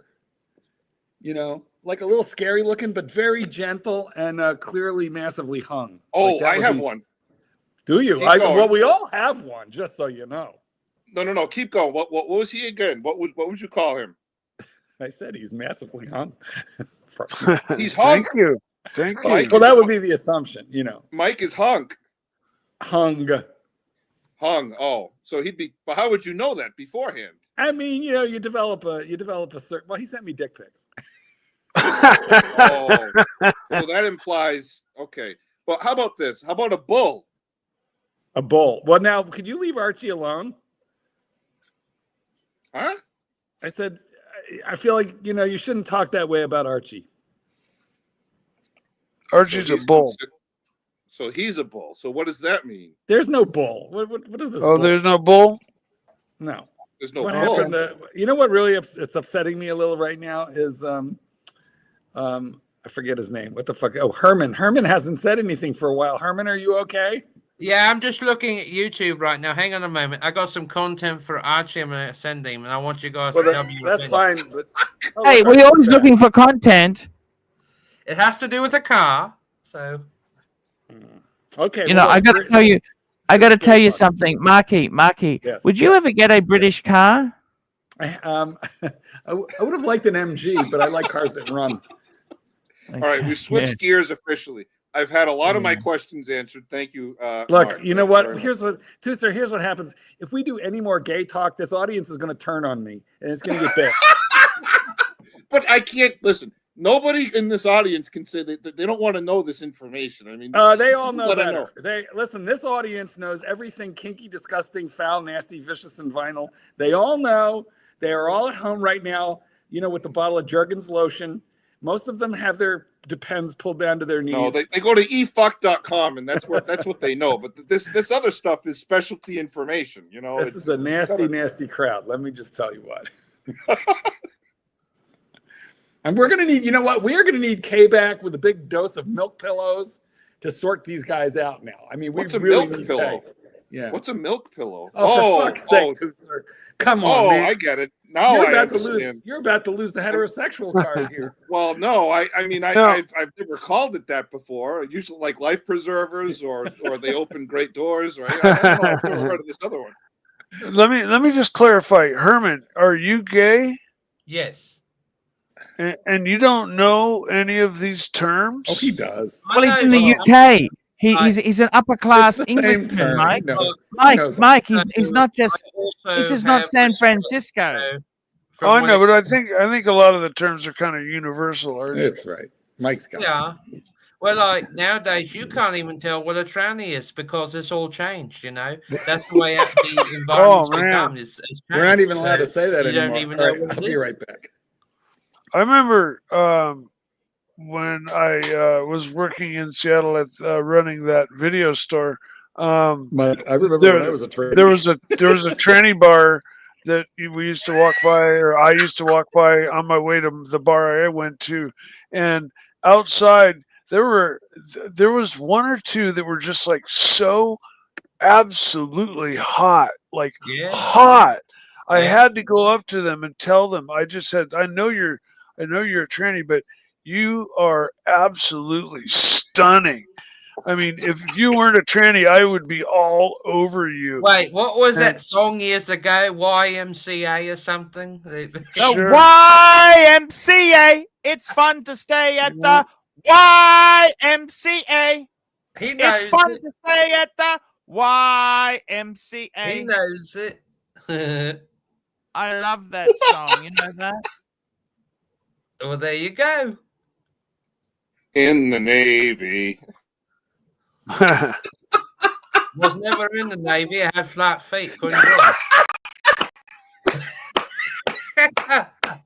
Hello. Sorry. Yes. They wouldn't take me. Yeah, I took the test. They said, no way. You got flat feet. You're out. I'm going in a couple hours. That's all. Yeah, I went in after 9/11. They would take me even with flat feet. I'll ring you. I'll ring you. It's okay. 1 foot, good enough. Here, sign here.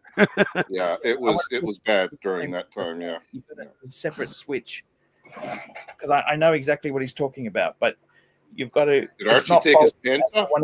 The sliding door guy that we use because he's very, very good. You know that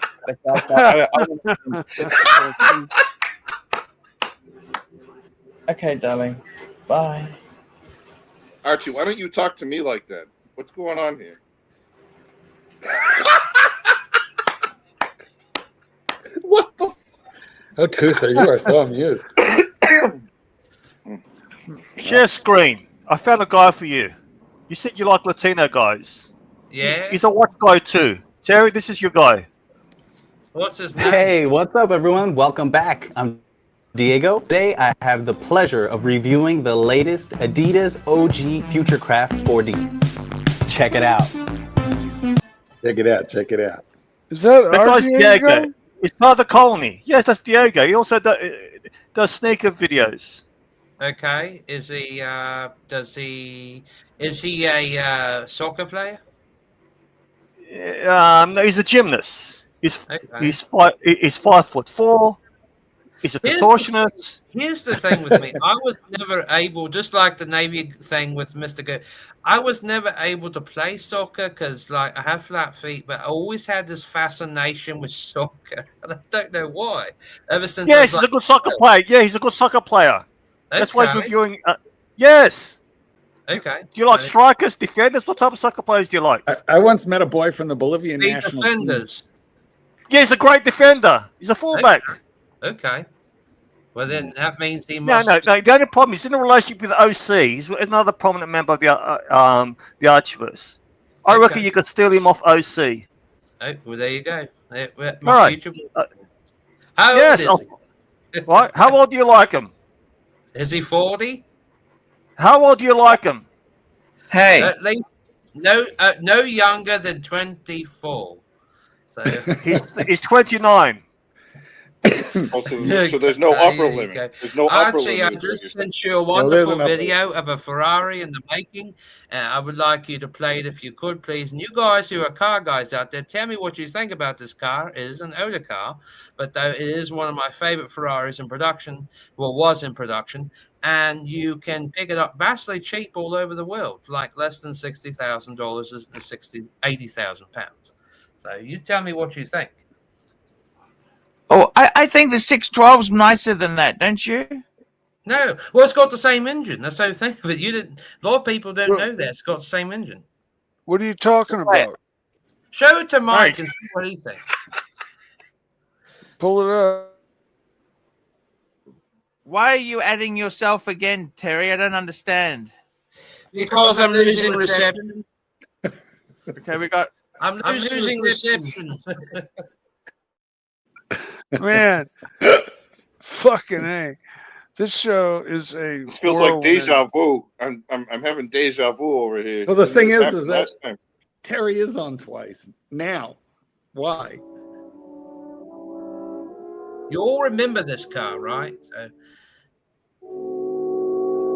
Oh yes, It's I your remember video. that Come on, car. keep narrating. We're listening. It's your video. Come on, we're listening.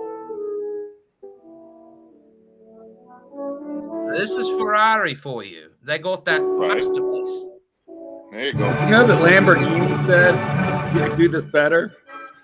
Yeah, they did. But This Go is a fuck yourself GT and build a car. tractor. This is a Grand Tour.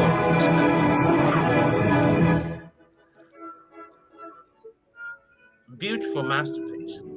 Come on, Terry, narrate what's happening here. I gotta know. That's what turns you on, though, when you look at it. This is the lost sand casting method. It's what turns This me music on. sucks ass.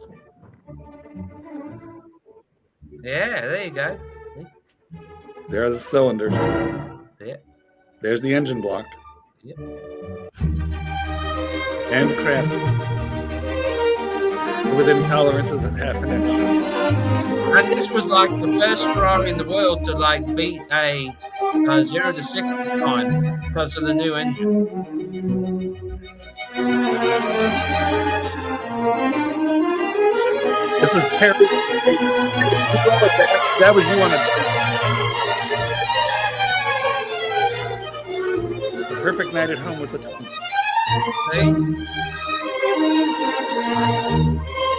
Every little detail, folks. It's like those old war movies with this music. I'm waiting for a nuclear bomb to go off in the background. No. It's Richard Strauss. It's Richard Strauss. Yeah. It's fruity stuff. Fuck's sake, it must be enough. It's That looked like date night again. Wait, I've got another video here, Terry. I've got another here. Hitler really liked Richard Strauss. A little bit of cock and ball torture. Now, Daddy, make it stop. Daddy, no. It's enough. It was So, enough. who wouldn't agree that is probably one of the finest production automobiles ever made? And that is a front engine Ferrari. Right. Hey, Terry, I've got one more guy you might be interested in. Can you share screen? What's his name? You pull up the screen, you'll see. You need someone different to what I can offer. So you got it. It's the way you word it. It's word salad, right? Yeah, but I don't want to be fuck buddies with this guy. I can be fuck buddies with anyone else. Guy, well, you said guy. What do you mean guy? I said girl. You said guy. I didn't. Replay yes, it. you did. You just got a lawyer. Is this lawyer a guy? You just said guy. Oh my goodness. Oh my goodness. Wait. I'm gonna go back if I can clip this before I put. You said guy. Well, you just said guy. What do you mean guy? Fuck buddies with this guy. I can be fuck buddies with anyone else. Guy. Well, you just said guy. What do you mean guy? Fuck buddies with this guy. I can be fuck buddies with. He did ask you to. I really like the guy. I fuck it up. You did. You're living. You're doing things. It's a lot more than some people can't even dream yet. Yeah, it's true. Actually, I wouldn't mind It's meeting true. him. Every time I really like a guy, I fuck it up. You're living. You're doing things. That's a lot more than some people can't even dream yet. I was waiting for this. I was waiting for him to do this. Every time I really like a guy, I fuck it up. He seems nice. I would have him for coffee. I would have coffee with him and, get to know him, or I would meet him for Coffee? He's a soccer player. He's a midfield defender. Okay. Right? He's 31.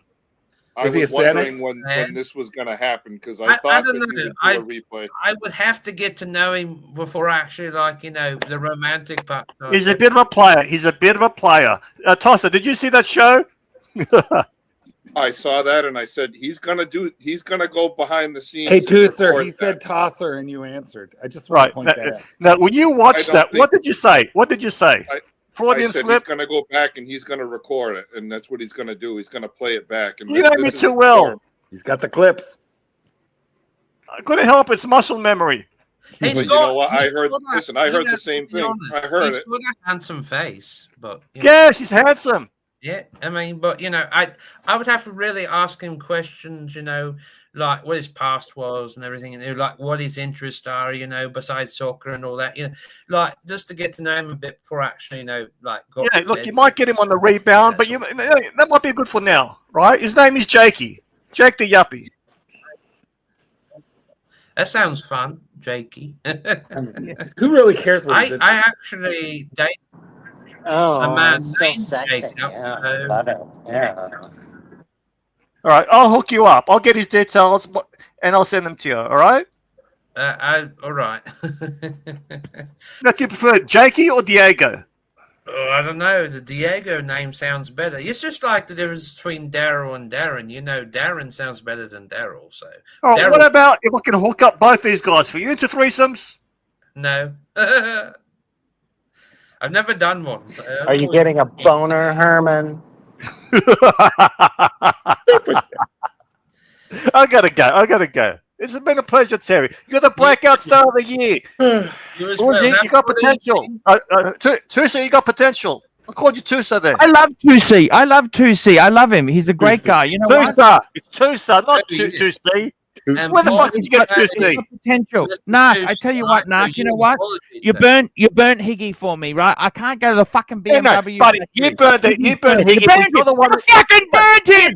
You fucking burnt him. I wanted to go. You could have fucking waited until I went to the fucking BMW fucking factory. You know that took me? You sent the dick pics to Tommy. Do you want me to ring up Tommy right now? You sent the dick pics to Tommy and you sent them to everyone. So cut the crap out. Do you want me to ring up Tommy right now? Yes or no? You know yes what? or no? Did you OC send the dick pics to Tommy? Did OC really sell me out? I want to know that. Did he really sell me out? Yes, he did. Good deflection. Why would he Good do deflection. that? But Why he did hates he your do guts. He hates your guts. Has got total contempt and thinks you're a village idiot. No, actually, Archie's very bright. I will say he's very smart. Right. Let's cut the crap out. You sent the dick pics of Higgy's dick pics to Tommy, and Tommy's got a big mouth. Who sent them Let to me ring me him up then? right now. Let me ring him up right now. One sec. Who sent them to me then? How did I get them in the first place? Yeah, but you sent them to everyone else. Let me ring him Well, up. how did I get it? I don't understand. Where did I get them from? I'm not involved in this. Yes, you are. You fucked up. I'll ring him right now. How did I get them, Narc? I don't fucking know. Well, I'm ringing How the did you cunt get now. the dicks? Patel Philippe, $5. Herman, do you like Mozart's Piano Sonata number 11 in A major? You know, I actually like things when I was playing an instrument. I like things in the key of C. You know why? You know why I like C? When you were playing the oboe, the clarinet? Yeah, the clarinet, because there's no fucking sharps or flats. I like We've simple. I don't want fucking flats, sharps, flats. Oh, fuck. It just does my head Archie, in. where's the clarinet, Archie? Is it close? Go get it. Oh, the boy, no, There's I no- can't. There's I no always sharp thought flats at in my KFC. lifetime I'd be born blind like Ray Charles I and got play to the tell you piano. something. You want to know something truthful about life? I want to share something with you today, okay? About Yes. KFC. I want to be flamboyant, Hey. but I want to be. I really, really want to get out of Rolex. I want to sell all my Rolex off. I had enough. You have one. It's just made me vomit. It's just made me vomit. I want to get rid of my Explorer 2, my Bluesy, my Paddock. Those three will pay a great payment down on service. By the way, I need to get a big toolbox. I need spanners and pliers and tools and sprays and lotions and lubricants. Do not Because take you know apart your why? own bed. A friend of mine said to me, I said to him, he's a can't even change Jaguar the man. oil. He said to me, make sure you buy whatever money you pay for the car. He said, make sure you put at least a third of that money into toolbox. Because you're going to need your own fucking toolbox if you want to keep this bastard on the road. That's what he You said can't to me. even change the chain on Archie, your Archie, you regular know what I bike. said? Should I bring my Wait. fucking tools? When they see you in the Bentley driving by, you know what they're going to say? Look at that toolbox driving the fucking Bentley. There's a toolbox for you. You.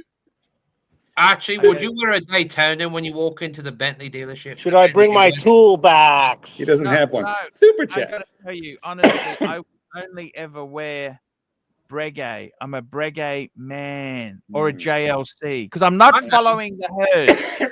I'm not going with the herd. You know, the crowd. I don't follow the crowd. That blue Daytona you had with the Maserati dial was really cool. Yeah, but Look, Mobster wants to know if you've ever gotten completely naked to drop a deuce because it's freezing. freeing. Yet another man who can't read. Freezing. I don't understand why. How can getting naked help you get a deuce? I don't understand that. It's a feeling of freedom. I think is what he was trying to Is say. it? That's what he said. Although Tusser says it's freezing. But Can I ask you something, Mark? I mean, both things could be true. You know, I mean, you're in Chicago, Mark. You should know that. I have a heated home, and I don't have an app. What the Yes, Archie, how can I help? How can I help? I want to ask you something. You know, we both discussed it. I honestly, as a man, I want to say this to you. I honestly thought I was inferior because I thought you were the only. I thought I was the only one who was stupid enough to think it was a fart, but it was liquid. You know what I mean? Archie, I preferred it. when you as a gold sub owner. That's one thing I fucking really love about you. You can have brutally honest. I preferred it when you I don't talked think about rich crappy people luxury actually every shit. day. But now I you went to the Bentley. I went to the Bentley store, and the wanna talk toilets about my aren't shirt plugged every in. day. The toilets are not plugged in. Is that right? It was freezing. Okay. So what happened at the Bentley dealer? No, they just shit little pellets. Oh, because they're perfect. They're perfect. They're so successful. They're Yeah. just, you know, they don't do nasty. Bentley stinky drivers shit. don't poop. They must eat Mark, like sometimes- salads. Sometimes I you eat have to take poetic. Sometimes you have to take poetic license. Poetic with, license. You know, No. you're rating with the super chat. I don't Bentley ship drivers pellets. only eat caviar. They only eat caviar. I like to poop things the size of the average cat. Well, Bentley drivers only eat caviar. They don't poop. It's always like the Rolls Royce owner. They only eat One caviar egg at a time. I actually had some caviar with some oysters and stuff and Now- eggs for breakfast. Terry Herman, did it explode in your mouth? Did it taste salty? Did it taste like the sea? Or did it taste like pineapple? No, I actually, it was black Oh, it coffee. tasted No, like a man's dick, is what it tasted Herman, like. there was that You swallow? TV commercial where the I love that. I love that. Can you please say super chat? Come on. I want to know. I want a super chat from you. Super chat. Come on. Come on. Give me one. Give me one. Give me one, Herman. Super chat. Super chat. Oh. Terry. Super chat! Yeah, no, he's Or- not. He's failed. Super chat! Super chat.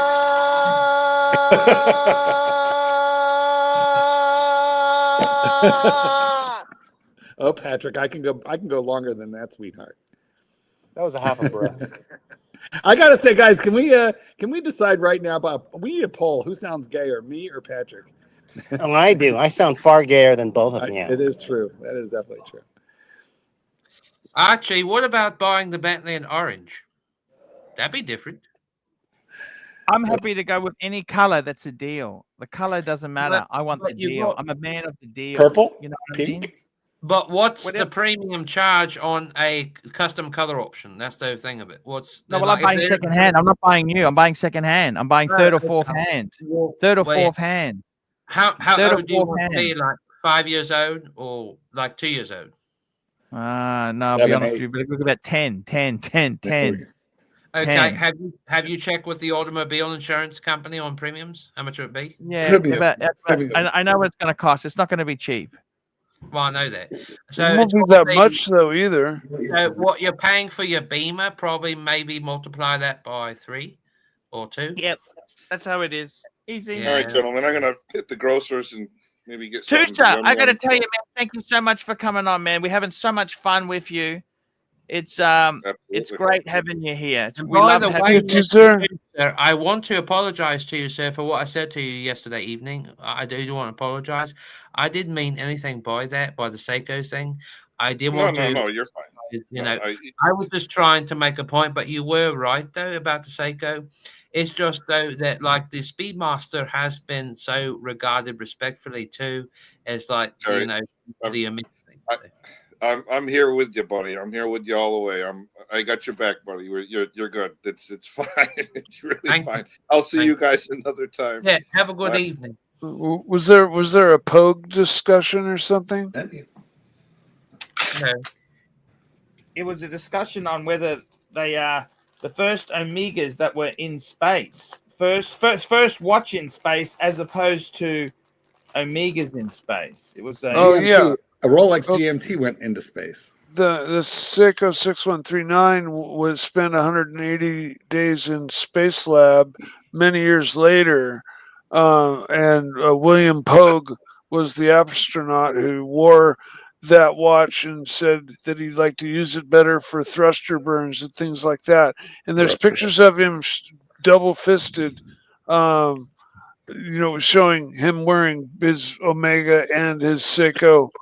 And because I know this because I have a Pogue, and there's like a lot of little micro and intricate things that are have to be there to make it a true Pogue. But super chat, $2. Patel Philippe Terry are Seiko shitters. I guess it really depends on what Seiko you're talking about, of course. There are many different variations and models that they've made over the last 40 years. So I guess really, I mean, they do use in-house movements. That one's actually a decent one. I think you can pick those up for what, about 500 pounds or something, or 600. So they actually are very accurate. Like the movements actually are reliable. They're like a Honda Accord on the wrist, or a Honda Civic. They really Seiko's better bang per buck than any other watch dealer or watch brand or whatever the hell you want to call it. Yeah, they don't. Hey, do you regret getting rid of your show pad? No. I was asking Terry. Terry answered. He said no. No, not Archie, that Terry. Oh, the other Terry. The Herman Terry. Oh, me?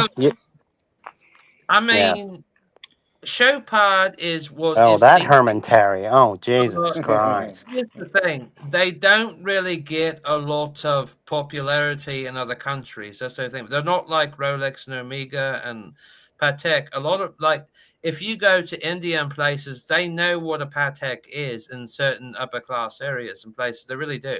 Like New Delhi and places. And so do they in America, like New York and places. You go down Fifth Avenue, you'll definitely see them in the window, very posh, jewelers and all that. But here's the thing. You go to other parts of the world, they don't know what a Patek is. So they've never heard of it. But they are well known. And Chopard is just a brand like, they have made masterpieces, but they really haven't. And that's the thing of it. They have made masterpieces and they haven't. So, and two, like what you said last night about the Bulgaris, they do. They sit on the internet for 2 or 3 years, and that listing is how old the listing is, especially on eBay and places, and they don't move. The market, being the way it is, just like with cars, the Chopards and Bulgaris, they hardly move. Wait. So that's the thing of it. Wait, Bulgari is actually, as everybody knows, a Terry. brand. Wait, Terry, take a breath. Wait. Share screen. Wait. Oops. It's just Terry. Bulgari. Share screen. Terry. When you said you wore leather chaps, was it like this? No. What do you mean? No. Was it like that? No, they didn't have any hose in them. They just were regular trousers. You said you wore chaps. He did. I heard him. You said chaps. Pull the clip. But they didn't have they weren't like completely arseless. I mean, they still had a cover on the arse. So. Wait. Were they slim fitting? Did they contour around your bubble butt? Yeah. Well, actually, at that time, I weighed like 60 pounds less than what I do now. So. Do you have pictures? We want to see pictures of that. Hey, Marky, guess what I'm doing now? Guess what I'm doing now, Marky? I want to show you something. Guess what I'm doing. Your trousers on, so I really do wonder. Oh, look what I'm doing, Marky. Look what I'm doing. You're boxing Marky. You're boxing. Marky. You're boxing. I'm boxing Satan's kitten's gift. Nice. Satan's kitten. Can you hear this? All right, Terry. Can we see some pictures? You want to see this? Hold on. Wait. Hold on. Come here. I'm bringing in the kitten. I'm bringing in the kitten now. Is that okay? It's so cute. Is that okay? Yeah. It's perfect. Do you think you need some That's not going to damage it, is it? Wait. We got Kitten on here. Kitten. I've got some follow-up questions from a stream we did a week ago. So right? You're a gymnast, aren't you? Yeah. I'm going to wrap it up. One sec, Arch. Are you a contortionist too? Wait, what did he say? Contortionist. I mean, I guess. Now, what's the freakiest position Mark Goldberg gets you into? You don't have to answer that if you don't want to. Sometimes I tell I'm him uncomfortable. Sometimes I just tell him to go fuck What do you mean you're uncomfortable? You got fucking 1,000 teddy bears. What do you mean uncomfortable? You showed us that. You can't be more embarrassed than that. Bag as well, don't you, Mark? You want the bag? Oh, here we go. The guy gives you a gift and keeps reminding you that he's giving you a gift. You want the bag? All right. Sure. Bag, Be Mark. done with it. All right, Arch. Don't ever sell it. That's from China. All right. Just want fucking the send the bag. fucking bear. You Just want the send the bear and be done with it. Yes. Yes. Thank you. Thank Look you. at him. Fuck you, it is. He gives you a gift. He won't let you forget it. Just send the fucking crap. They're kidding. It's not crap. What's the it's craziest fair. position he's got you into? Do you want Tell the Mark he's receipt? being rude. Do you want Fuck the you, receipt? Arch. That's The it. receipt. You like clowns? No. I'm asking you, do you want the No one receipt likes or not? clowns. Except your friends. This is gold. You're derailing me. I find it hilarious. I gotta go. Do you Kidden, want the let me ask you receipt? one question Do you before you want go. the receipt? I know you're a You want the baritone. receipt? Kidden, Sure, yes, I know you're a please. baritone. You're not fooling me with that voice, high-pitched voice. Give me your real voice. What Who? do you mean? You're a baritone. I know you're a lot deeper than that. I'm not buying this high-pitched The voice only crap. deep thing I do is deep throat. Are you a throat goat? Are you a throat goat? You know what a throat goat is? Yeah. The greatest of all time. Derek does. I know what goat means. It's Meryl Streep. No, you don't. Are you telling me you don't know what a throat goat is? Terry does, don't you? Yeah. Mark, you are suspiciously gay. Wait, can you tell Kidden what a throat goat is? I know what it is. I know. Do what you it really want me to describe it? Yes. I know what a throat is. Oh, thank God. Doc. Every prostitute is a Yeah. throat goat, supposedly. That's just it. I'm going back to Golden Grove. Bye, baby. Terry, Owen. tell us what a throat goat is. Mark, how's it going? Doc, how you going, What- buddy? I just The told goat you, would be more qualified dumbass. to tell you than me, because I As don't. Mark- Does anybody even use that term anymore? I heard something else these days. That's Would like, you describe yourself as a throat goat? well, yeah. I mean, I'm not going to say I haven't before, but you know, I mean, it was like a long time ago. So, I mean, No, I look at you, and you're the first thing that comes to my mind. I need to keep the original, but I'll send you a copy of the receipt. It's still stuck on a gift. Shit. My Thank you. Love you too. This is God. Look at him. Unless you were I'll talking send to that Mark. to you now, Mark. Yes, Mark. yes, yes. Mark. Yes. I need it for my taxes. My accountant said I need the original. I And understand. send in the receipt. I'm sending you a copy. And just That's send fine. it to you on WhatsApp. Don't worry. Thank you. Terry, you know when I I first just saw you, got you know it. what I thought? You know what I What? thought? what? I thought, you're a throat goat. No, Am I you know, wrong here? I Wow, don't 239 RMB. in the bedroom. Thank you. essentially, 'cause I feel like that's more private. You know, I mean, but Thank though you. I will say, you know, it's. I mean, I think everybody who has been in certain sanctuary circumstances have been there. You know, I'm not going to say they haven't. Sanctuary? Well, not sanctuary, but you know what I'm saying. Like, you know, in Not the really. act, of course. Wait, Terry, let me ask you one question before I Wait, go. Right? wait, I don't want to wait, get too Mark, personal. If I wait. do, tell me. You ever had Wait, Wait, He always says, wait. No, I imagine Terry. No, I'm just visualizing what comes to my mind. no. Why? Yes. When I think wait, of Terry, Yes. if you were to say to me the words that would describe Terry, I thought throat goat, bukkake. Are you into bukkakes? Yeah. I want to know why he calls himself Wait. Boston That's a Terrier. yes. You see, I read you well. What was the last Is time you had that a a Mark bukkake? Goldberg reference? What's going on? Hey, Mark, that's a bit rude, Mark. Mark, come on, Is that man. your You gotta favorite be dog, cool. Mark? A Man, Boston No, he Terrier? answered yes. We gave Wait. you the range, man. Before I You go, gotta be you said a yes. When was the last time you had a bukkake, Terry? Bukkake. They don't have bukkakes. That's a Japanese That's thing. a Bukkake is in delicacy. Japan, We're Mark. talking about delicacy. It's That's a a Japanese No, soup. it's in Japan. Yes. No, I've I think you've seen too I've many. never been to Japan to know that. Oriental porn, Narc. I'm. I'm getting carried away. I'm sorry. I'm getting carried away. By the way, Doc, I was trying to ring If Tommy you're to confirm served that. bukkake at a restaurant, you need to have them take it back. That's all I can tell Hey, you. Doc, how you going, buddy? I tried to ring the redheaded gold digging cunt to confirm that Archie sent Tommy the dick pics that he sent so, but he wouldn't answer the phone. He's avoiding me. Wait. He's avoiding me, that redheaded gold digging little cunt. I think it might have been something you said. Guys, how I long don't do you know. think I'm that just Narc taking will a get to wild keep his shot at wrench? it. I give this about I mean, when I was And how come I growing can't up, fix it was my always avatar, by the called a way? wiener, so I don't know. Roy, let me ask you a question. What lycra Tansy top will you do wearing today? Is it yellow, What? green, blue, or red? What? I didn't hear what the question was. What Nike lycra top are you wearing today? Yellow, green, red, or blue? Good evening, Archie. I'll see you. I'm wearing yellow. I'm out here with the. I'm out here with the dog.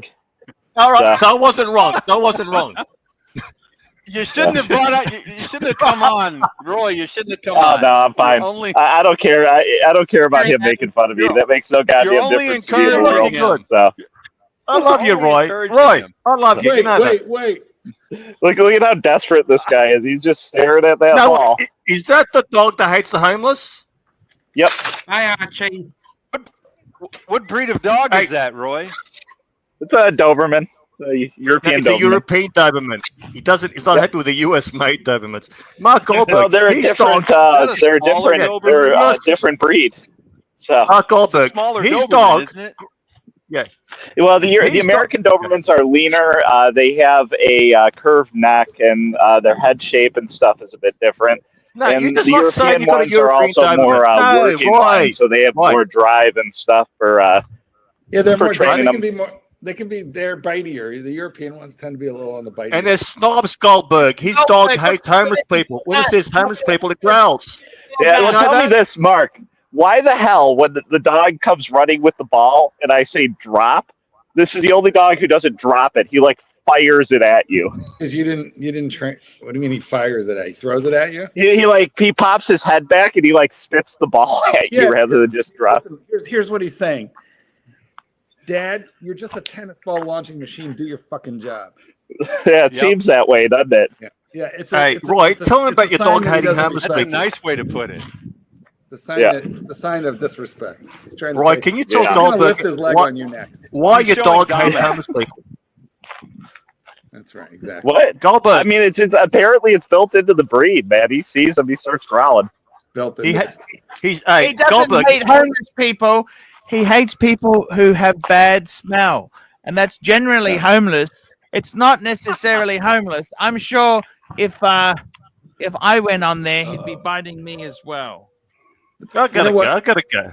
My Doberman was kind of similar, and he was American bred. So they Yeah, just I mean, even like inside the car, because I usually let him ride and sit in the front seat. When I had random like cracked out homeless person approaching the car, he couldn't smell him, but he certainly was growling at him. You know, the only they reason- reconsidered.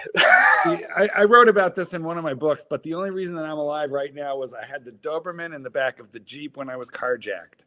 And if that dog wouldn't have been there, I'd probably be dead right now. So I really was very grateful for my Doberman, who loved people, but he did not love the two that were approaching me in the middle of the night the way they were coming at the car.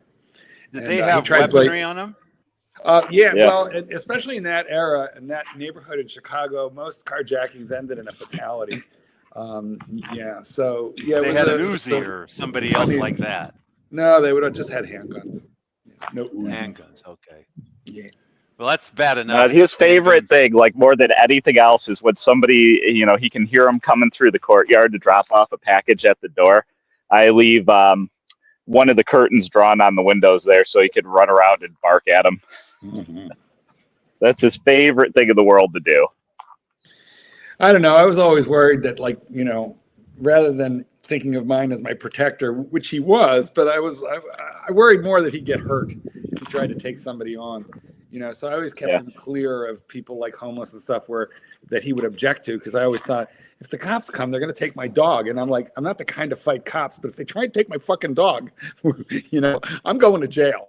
That's the only way. I mean, I'm never really, the only time I was like, what's this idiot going to do was when the fucking cracked out one decided to start walking out of the crosswalk and at my car as I'm, you know, sitting there at the front of the line in traffic.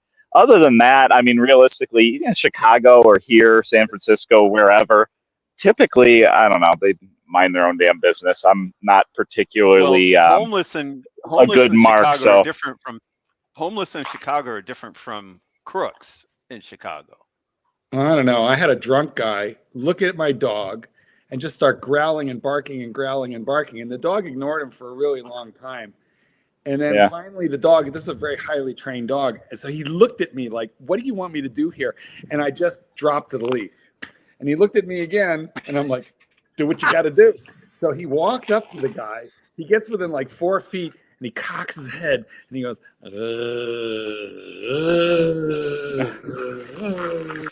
and this guy just turned like completely white and slunk away, which was a good thing, because if he'd have fucked with my dog, I would have had to, like, you know, get involved. And this guy was big. He would have kicked my fucking ass. But I had this 100-pound dog in his face. And he was very embarrassed because he was drunk, and he had to slink back to his girl and grab her and said, let's go. You know, good times with a Doberman. Everybody wants to take you on when you have a Doberman. They think you're tough. It's just my fucking dog. fine. There's a lot of them in this area. Somebody has one of those, like, it's like, I think they call the color fawn, where they're like a blonde color. Yeah, that's the fawn. That's correct. Yeah, so, I mean, there's a few, like, just in my immediate area that I see people with. So it seems like man, if you have there's a Doberman, more of them around. if they're well trained, like, you know, the people want to fuck with the dog, or they think that it's your small penis meter, or I don't know what. I just took a rescue is what happened to me. It was a great dog though, and but like I said, he saved my life. It was a lucky, you know. He got cancer, and I kept him alive. What do you think of Boston Terriers? Seriously, are you a fan of a Boston Terrier? My daughter has one. They're fucking adorable. Is that why he calls himself Boston Terrier? Yes, that's probably why. No, yeah, we got him because we wanted to have a dog that had at least, you know, a degree of guarding instincts around in the house with young kids. They're protected. I mean, we live in a safe area town and everything, but at the same time, it's just nice to have something that'll alert you. And in theory, if you're not around and the kids are around, the dog's around. Yeah, I'll be honest, I wouldn't have another one. And $2, Terry, a Seiko shitters. You did that one already, and Terry's been scared away. I hope have it was a German nothing I Shepherd said. now, which I like a little better than the Doberman. I loved my Doberman. I adored my Doberman, but they do not age gracefully. Dobermans are young, and then instantly old and decrepit one day. Gotcha. And so German Shepherds are pretty dogs. The shedding, though. Yeah. Okay, that's a huge thing. Like I vacuum daily, like every day. Yeah. You know what dog surprised me with the shedding? My English Mastiff. Just because there's so much dog, even though it's a short, thin coat, there's still a ton of hair. They're kind of like double coated anyway, so But and then the slime, that's another issue. But you know, great personalities, super nice dogs. Yeah, I don't like dogs who salivate all over the place. You got to like tie a fucking towel around their neck, and even that. Oh yeah, we feed him in the garage, and then we hang a towel, and then wipe his jowls out. And then when they fucking drink and shake their head, it's everywhere. It's disgusting. Yeah. Oh, it's funny to watch him like grab a basketball like effortlessly in his mouth and then pop it though. Like that, you know, he's 225 pounds. So Patrick is asking if I would have my Doberman's ears cropped, and no, I would not. I would not crop ears or dock tail. However, when I got my Dobe, he was a year old, and he was cropped and docked. He already was. A lot of breeders do them both by default. Almost all breeders do the tail by default. But I mean, Mark, the Doberman has an ugly tail. Like, I like a Rottweiler with the tail. Ugly. Doberman has like a thin, scraggly tail. It just doesn't look right. Kind of like a rat-like tail, but nonetheless, you know, I'd leave it alone if it was up. We had a Doberman. Whereas the Rottweiler has a tail like a lab. It was, you know, it looks nice. Mm-hmm. Nice. I got to tell you there, Marky, I've actually, I'm going to get that thing posted out. I can't send you the invoice. I got to keep it, but I sent you a copy. Yeah. No, thank you. Is it a watch thing? Yes, it's a Yeah, watch it thing. is. Because if I don't send it, Mark doesn't come on. Simple as that. It's a very much a watch thing. Sending me a Mark, I've been really pissed off with Rolex owners. Plastics made these videos. Oh my god. I love a gold sub because I look up to men like you. It's your fault. Then I see Rolex. plastic oozing. Rolex. The only thing that matters is Rolex. That was you. How did he come up with this name for it, though? Is this kind of weird? What's that? What's weird? Well, I mean, Oh, the no one solid else gold calls it. dancer. Yeah, solid How did gold. he come up with this name? I mean, No obviously idea. he used to watch solid gold dancers when he was growing up or something. Was what do that you a think, thing? Doc? I think he had a crush on one of the solid gold dancers. Oh Doc, yeah, when are I you mean, getting- I haven't gotten one, but I did start looking at them on Watch Recon, and Doc I wants mean, which- I've started which dial? wearing my Breitling a lot, my Type 20 quite a lot. And Which dial? What dial do you want? I want the ice blue one, I think. Ooh, I thought you wanted salmon. Well, I looked at that one. I also liked yours. Oh, that's so Mark. I never seen that. Do it again. You've never seen this Fuck one? the blue. No, I haven't noticed the blue before. It's a grey blue. That's the same color I would like a Bentley in. It's very blue. It depends on the And light. that's the bullet bracelet, isn't it? That's the bullet brace. Yeah, Yep. yeah. I well, love it. it really. I love it. The bracelet can do a lot for a watch, and I You think don't continually run the second hand, do you, Mark? No, but you can. It's vertical clutch, so you could. Why Won't would fuck you I with thought it your has to blue. be column wheel to do that. Is it? It's not. Is it column wheel? I don't know. What is the B01, guys? I'm not a movement guy. Why would you want It's to a do column that wheel anyway? vertical clutch chronograph. Because I think you can run it continually as long as it's column wheel. The vertical clutch. It's the vertical clutch aspect of it that's the important part. You don't want to Why run you need to run it lateral. continuously? All I know is this one you can run it if you want, and I don't. I just started it for you, but you could run it. I just don't because I find it distracting. But you could run it. I find it unnecessary. You like the way you guys like the way that bullet bracelet feels? I love it. It's so comfortable. Yeah. You think The only it's thing more is you gotta comfortable wear- than a Jubilee? I mean, it's on par. Yeah, it's On just par more to a noticeable. Jubilee. It's extremely beautiful. The only if it has a downside, it's this clasp because it's got 0 micro adjusts. You know, so you have to wear it like a little bit big to allow for, swelling of your wrist. Are you Yeah. able to remove links on your own, or do you have to take it to a no. watchmaker Well, for that? no, it's pins and tubes. So no, you don't want to do that. It's annoying. Yeah. Yeah, I mean you could, but you'd need You need the right tools, though. correct. I wouldn't do it for the $10 or $20 it costs you to go to the. I figure what I might do is every winter take a link out, and every summer put a link in. But I would go to the watchmaker for that because it's a little complicated with the pins and tubes. Well, especially like the Navitimer bracelets and stuff where they have those 5 links and whatnot. I don't know if those use the pins and tubes as well, but that's No, those are pretty simple. nightmare. Those are pretty simple to adjust. Yeah, they are. Those are screws. They are? Yeah. Those are screws? Okay. I wasn't sure. Screws, Well, because screws if you've and got links. like those multiple parts to the links and it was a pin, it seemed like that would be a nightmare. It's just simple screws and several Gotcha. links. Okay. That's That's interesting that they do it with the Navitimer bracelet with screws, but then the bullet bracelet with pins. I wonder why. Actually, even the shark mesh bracelet has links that you can remove screws to adjust. Yeah. It's only the bullet that's kind of tough. Thank you, P-Cars. Yeah. He says the B01 is a column wheel, and I'm telling you, you can run it the whole time if you want, no problem in amplitude.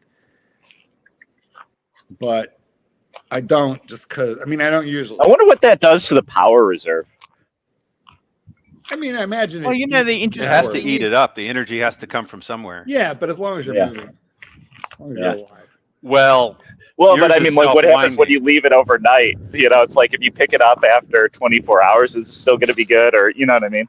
I've run it for 24 hours before just to fuck with it, and I never had a problem. Yeah. Okay. As long as you wear it. Yeah, because I want to say it's a 70-hour power reserve on the B01. That's right. It is. Yeah. I don't know. What I like about this watch particularly is that the pushers are not screw down, right? So, yeah. When I have a Daytona, but the problem is by the time you unscrew the pushers, the moment has passed. Whereas you can just hit this on the fly if you want to start it. I also love that it has a dive bezel because that's actually easier to use for timing most things. Other than the Daytona, there's a few companies out there that kind of have the mock screw down pushers like AP and Omega. Is anybody else other than Rolex on the Daytona really doing screw downs anymore? Oh yeah, a lot of them. In fact, Breitling has got a bunch of actual proper screw down pushers. And, really, I didn't know that. JLC has screw down, except for it's like a single turn. They're like Archie's master compressor. It's a single turn. Okay. Yeah. Like a half a turn actually. So, but yeah, most of them are screwing the pushers down, and it's a proper job to get. Yeah, I don't like doing it. Yeah. So, It's like on the almost Daytona, to some extent, you almost have to remove the watch from your wrist just to. yeah, you're right. If it's tight, that's what she said. But yeah, true. But to be fair, most of the time, we're not using the function. No, I got to tell you, that's exactly it. It's for looks. Yeah, the other thing I like about the B01 is, on the B09 chronograph with the automatic system hacked off, it's actually not a bad looking architecture, as a manual. Whereas if you hack off the rotor on like a lot of Omegas and stuff with the 57, there's nothing to be seen. B01 has a pretty architecture regardless. Yeah, let's look at the back. It's going to be a little hard to see because, shitty camera and stuff, but yeah. And glare. It's a yeah, little, if I was somewhat decorated. Yeah. But I mean, it's got some depth to it. You know what I mean? Like a lot of the automatic chronographs, they just have this big, back plate that hides everything. The B01, it has some depth to it, which is nice. Yeah, good. Seeing the layers. It's got a little factory Geneva striping. I'm sure it's machine done. Oh yeah, I'm sure. How long have you had that now, Mark, for? How long you had that for? Well, remember, this is the one that I lost in my house for 18 months. Yeah, I know. I remember the story. That was really fucked up. I lost. Where did it turn up? Okay, so in the closet. So the kitten. Oh, just very quickly, Patel Philippe, $2. You're doing a beach ball show tonight? Yes. Yeah, it was actually my wife's birthday yesterday, so we went out for dinner, but I will definitely be doing a show tonight. Yeah, of course. Is beach ball sort beach of ball a bingo. Nice term for Luxie? What's he mean by this beach ball thing? I don't know. Where's he gone? He didn't even put the bear in the chair. I don't know. Yeah, I heard him say something, so I don't know if he was answering the door or answering his phone and walking away. What was he talking about? Having a sliding glass door technician? Maybe. Sliding glass door technician. Exactly. Okay. Yeah. I see it was Amazon. Guys, I got an unboxing to do for you guys. I got an unboxing. Do you want to see an unboxing? Let's do it. Sure. Is it a Yeah, Seiko? so I got completely fucked over on the taxes on this. This is actually I'll show you what it is when I open it up. Is it a watch box? Completely fucked over. Believe you me, it's so fucked over. Taxes, duty, and surcharges. He just got back from traveling. It's a Chinese box. No, it's not. Okay, no more than your everyday carry is a screwdriver. I'm dealing with a fucking frog, a Francophile. I'm dealing with a fucking Francophile. Believe you me, they can't do customer service. What's a Yema?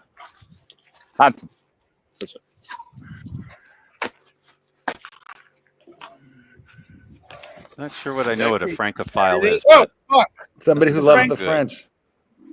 File. Okie dokie. So here it is here. Looks well Don't wrapped. drop it until it's on camera.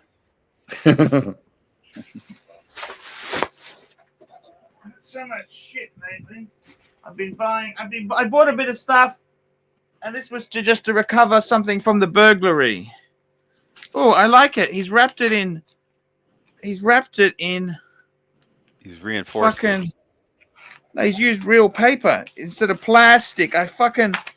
Plastic stuff just gives me the shites. Are you picking on Plazzy again? Yeah. We'll see. And here we go. Da da da da.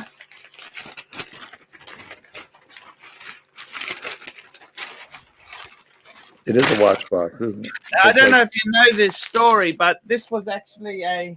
Oops, my fly's undone. This was actually a fountain pen that I had. Oh no! Which was stolen in the burglary, which I fucking loved. I really loved. You keep buying these things. And here it is. You've always liked briefcases and fountain pens, huh? And he doesn't have a job. Yeah, there we go. It is actually fucking beautiful. That is a beautiful. gold nib? Is that a medium? Yeah, nib or a fine this is a nib? Parker Duofold. Now, the funny thing is, can I tell you I made a mistake? Can I tell you a mistake? Do you want to hear a mistake confession? Yes. No one's watching? No one. Okay, so you see this pen here? I actually bought one the week before. Oh, no. By accident. No, this one here is the fucking rollerball. I thought it was a fountain. I thought it was so cheap compared to this one. I thought, I got to get it. But then it turned up and it's the fucking rollerball. So there's a movie called Rollerball. Yeah, I don't know if I want to keep it or return it. I got to think about it. I don't know. How much did it cost? They weren't cheap. $500. I think it should be returned. Yeah, I'm going to go sleep on it for a day because otherwise I have the two as a set, Yeah, everyone needs a set. Except for one of them is a rollerball. Yeah, one's a rollerball, but I mean that's how they. Yeah, I accidentally. It was kind of my mistake, but anyhow, I'm just telling you the story, okay? No, for $500 though, it might as well be the right one that you really want. Yeah, but it was my mistake. It wasn't his fault. I fucking jumped on it. I didn't realize it was the wrong one. But the customers are always right, though. You can always return it for. This world is so unfair that assholes can just return shit. This is true. But no, that fountain pen meant a lot to me. That was actually. I had that same edition pen that was stolen, so I wanted to replace it. I just put it on the home loan. That's all. Why didn't you buy 5 Calatravas? He already did that's that. A little bit more expensive. I got some Breguets instead. I think the Breguets are cool, don't you? Anyhow, there you go. That's I have to say that when you were walking outside in the one of your Breguet intros, it kind of seems like you're doing a little bit of Benny Hill there. Yeah, no, that's exactly it. Exactly. I don't get it. How does that go with Breguet? Is he a Breguet guy? Yeah, no, it's anyhow, that's the story there, guys. So I gotta say, guys, it's all exciting news, Everything is exciting and I wonderful. See you posted the other Breguet commercial thing though on your site, and it seems like a lot of people have been watching it. I love it. You made one. You helped me with that one of those as well. That was it seems like people like it to some extent. Yeah, no, that was great. Guys, I'm going to wrap this baby up. I want to thank everybody who came on today, including Narc, Roy, Mark Goldberg, Doc, Mike the Snake, and of course Terry. Tusser as well. Tusser's a great guy. What does Tusser mean? I'm just very curious. Every time I read his name, I read it as Tosser, though. Well, because Narc is saying it can't Tosser, be helped. But it's also written that way. I'd like to point out that I started calling him Tosser first. Thank you. Well, is that his real name? This Tusser, is that his name? Who knows? It's his nickname. It's his handle. Okay. So, guys, I want to thank everyone who's super chatted. Let's go through the list. We had Muhammad Ali, Mike the Steak, Magpie, Phoenician Cedar, Rich Mitch, Joseph D, Patel Philippe, P Cars, Patel Philippe, Fella, Patel Philippe, Mobster, Patel Philippe. And I got to tell you, I'm doing a morning show, no problems. And I just want to say thanks for coming on there. And even Narc, it's appreciated having Narc on there. Wait. So you're a Breguet man. So Breguet's top tier. I'm looking at your membership here.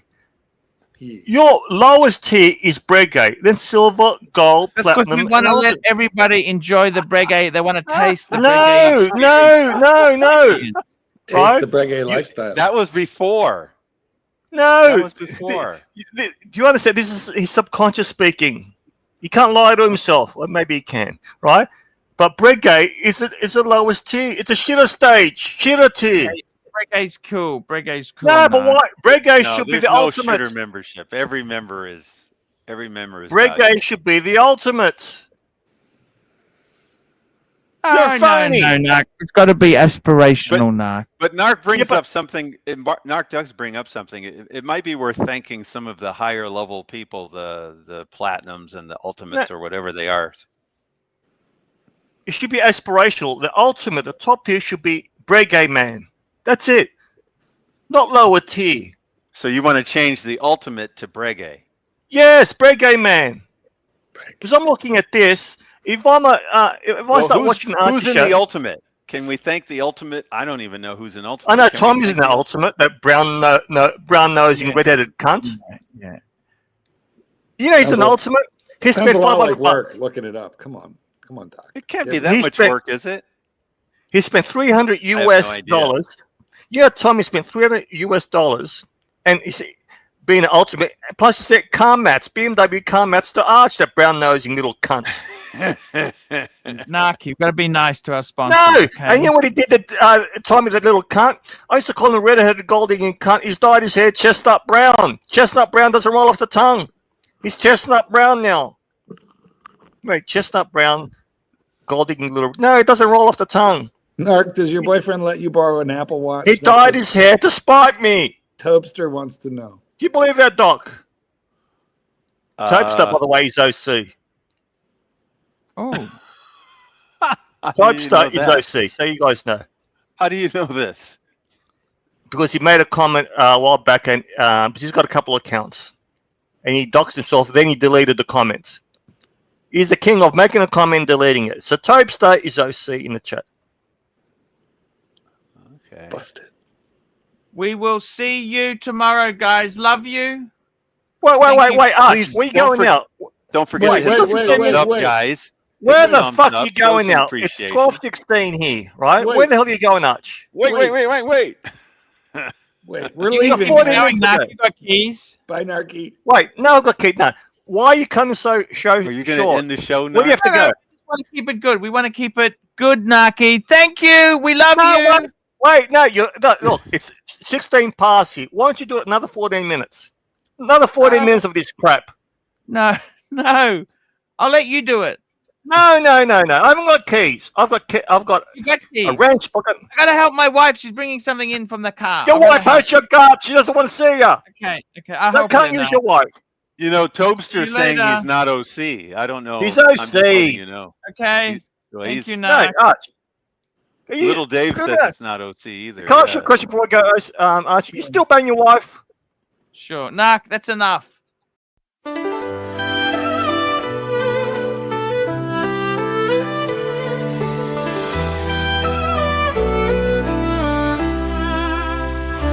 Archie, luxury jumps on a Boeing jet, leaves behind a family, no regrets. He's got a birthday, I'm your old Shanghai. Eyes are on Mrs. Lai, the reason why.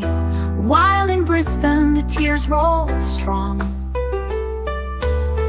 Chinese whispers called him to Hong Kong. your bags, and off you go. Leave behind the begging for the Luxy show. Archie flies where the dragons soar, to romance Mrs. Light until his balls are sore.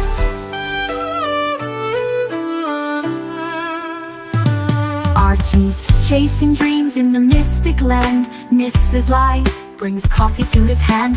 Families calls echo on the phone. He's miles away, lost, but he's not alone.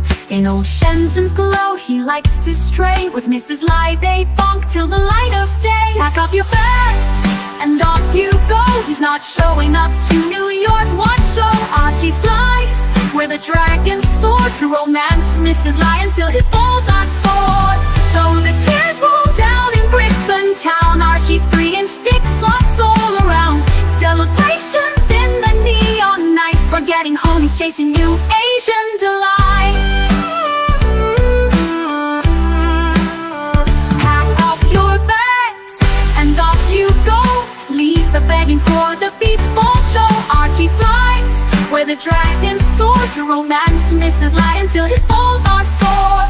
Weeks later, Archie leaves his playground. Comes back home, he's Brisbane bound. Comes up with stories that he's going bust. Has to fool the punters to gain their trust. Pack up your bags, and off you go. Leave the begging for the beach ball show. Archie flies where the dragons soar, to romance Mrs. Light until his balls are sore. Archie spent the punter's money, he's in a fix. Spins a story that he can't eat bricks. All the lonely simps believe his scam. Grab all that cash, shove it in his hand. Pack up your bags, and off you go. He didn't bother with the New York watch show. Archie flies where the dragons soar, to romance Mrs. Light until his balls are sore. Comes on streams, he cries poor again. His mate Tan gives him $5,000, maybe 10. Archie thinks he's a big swing dick, cause the punters fall for his gypsy shtick. Pack up your bags, and off you go. Didn't bother with the New York watch show. Archie flies where the dragons soar, to romance Mrs. Light until his balls are sore.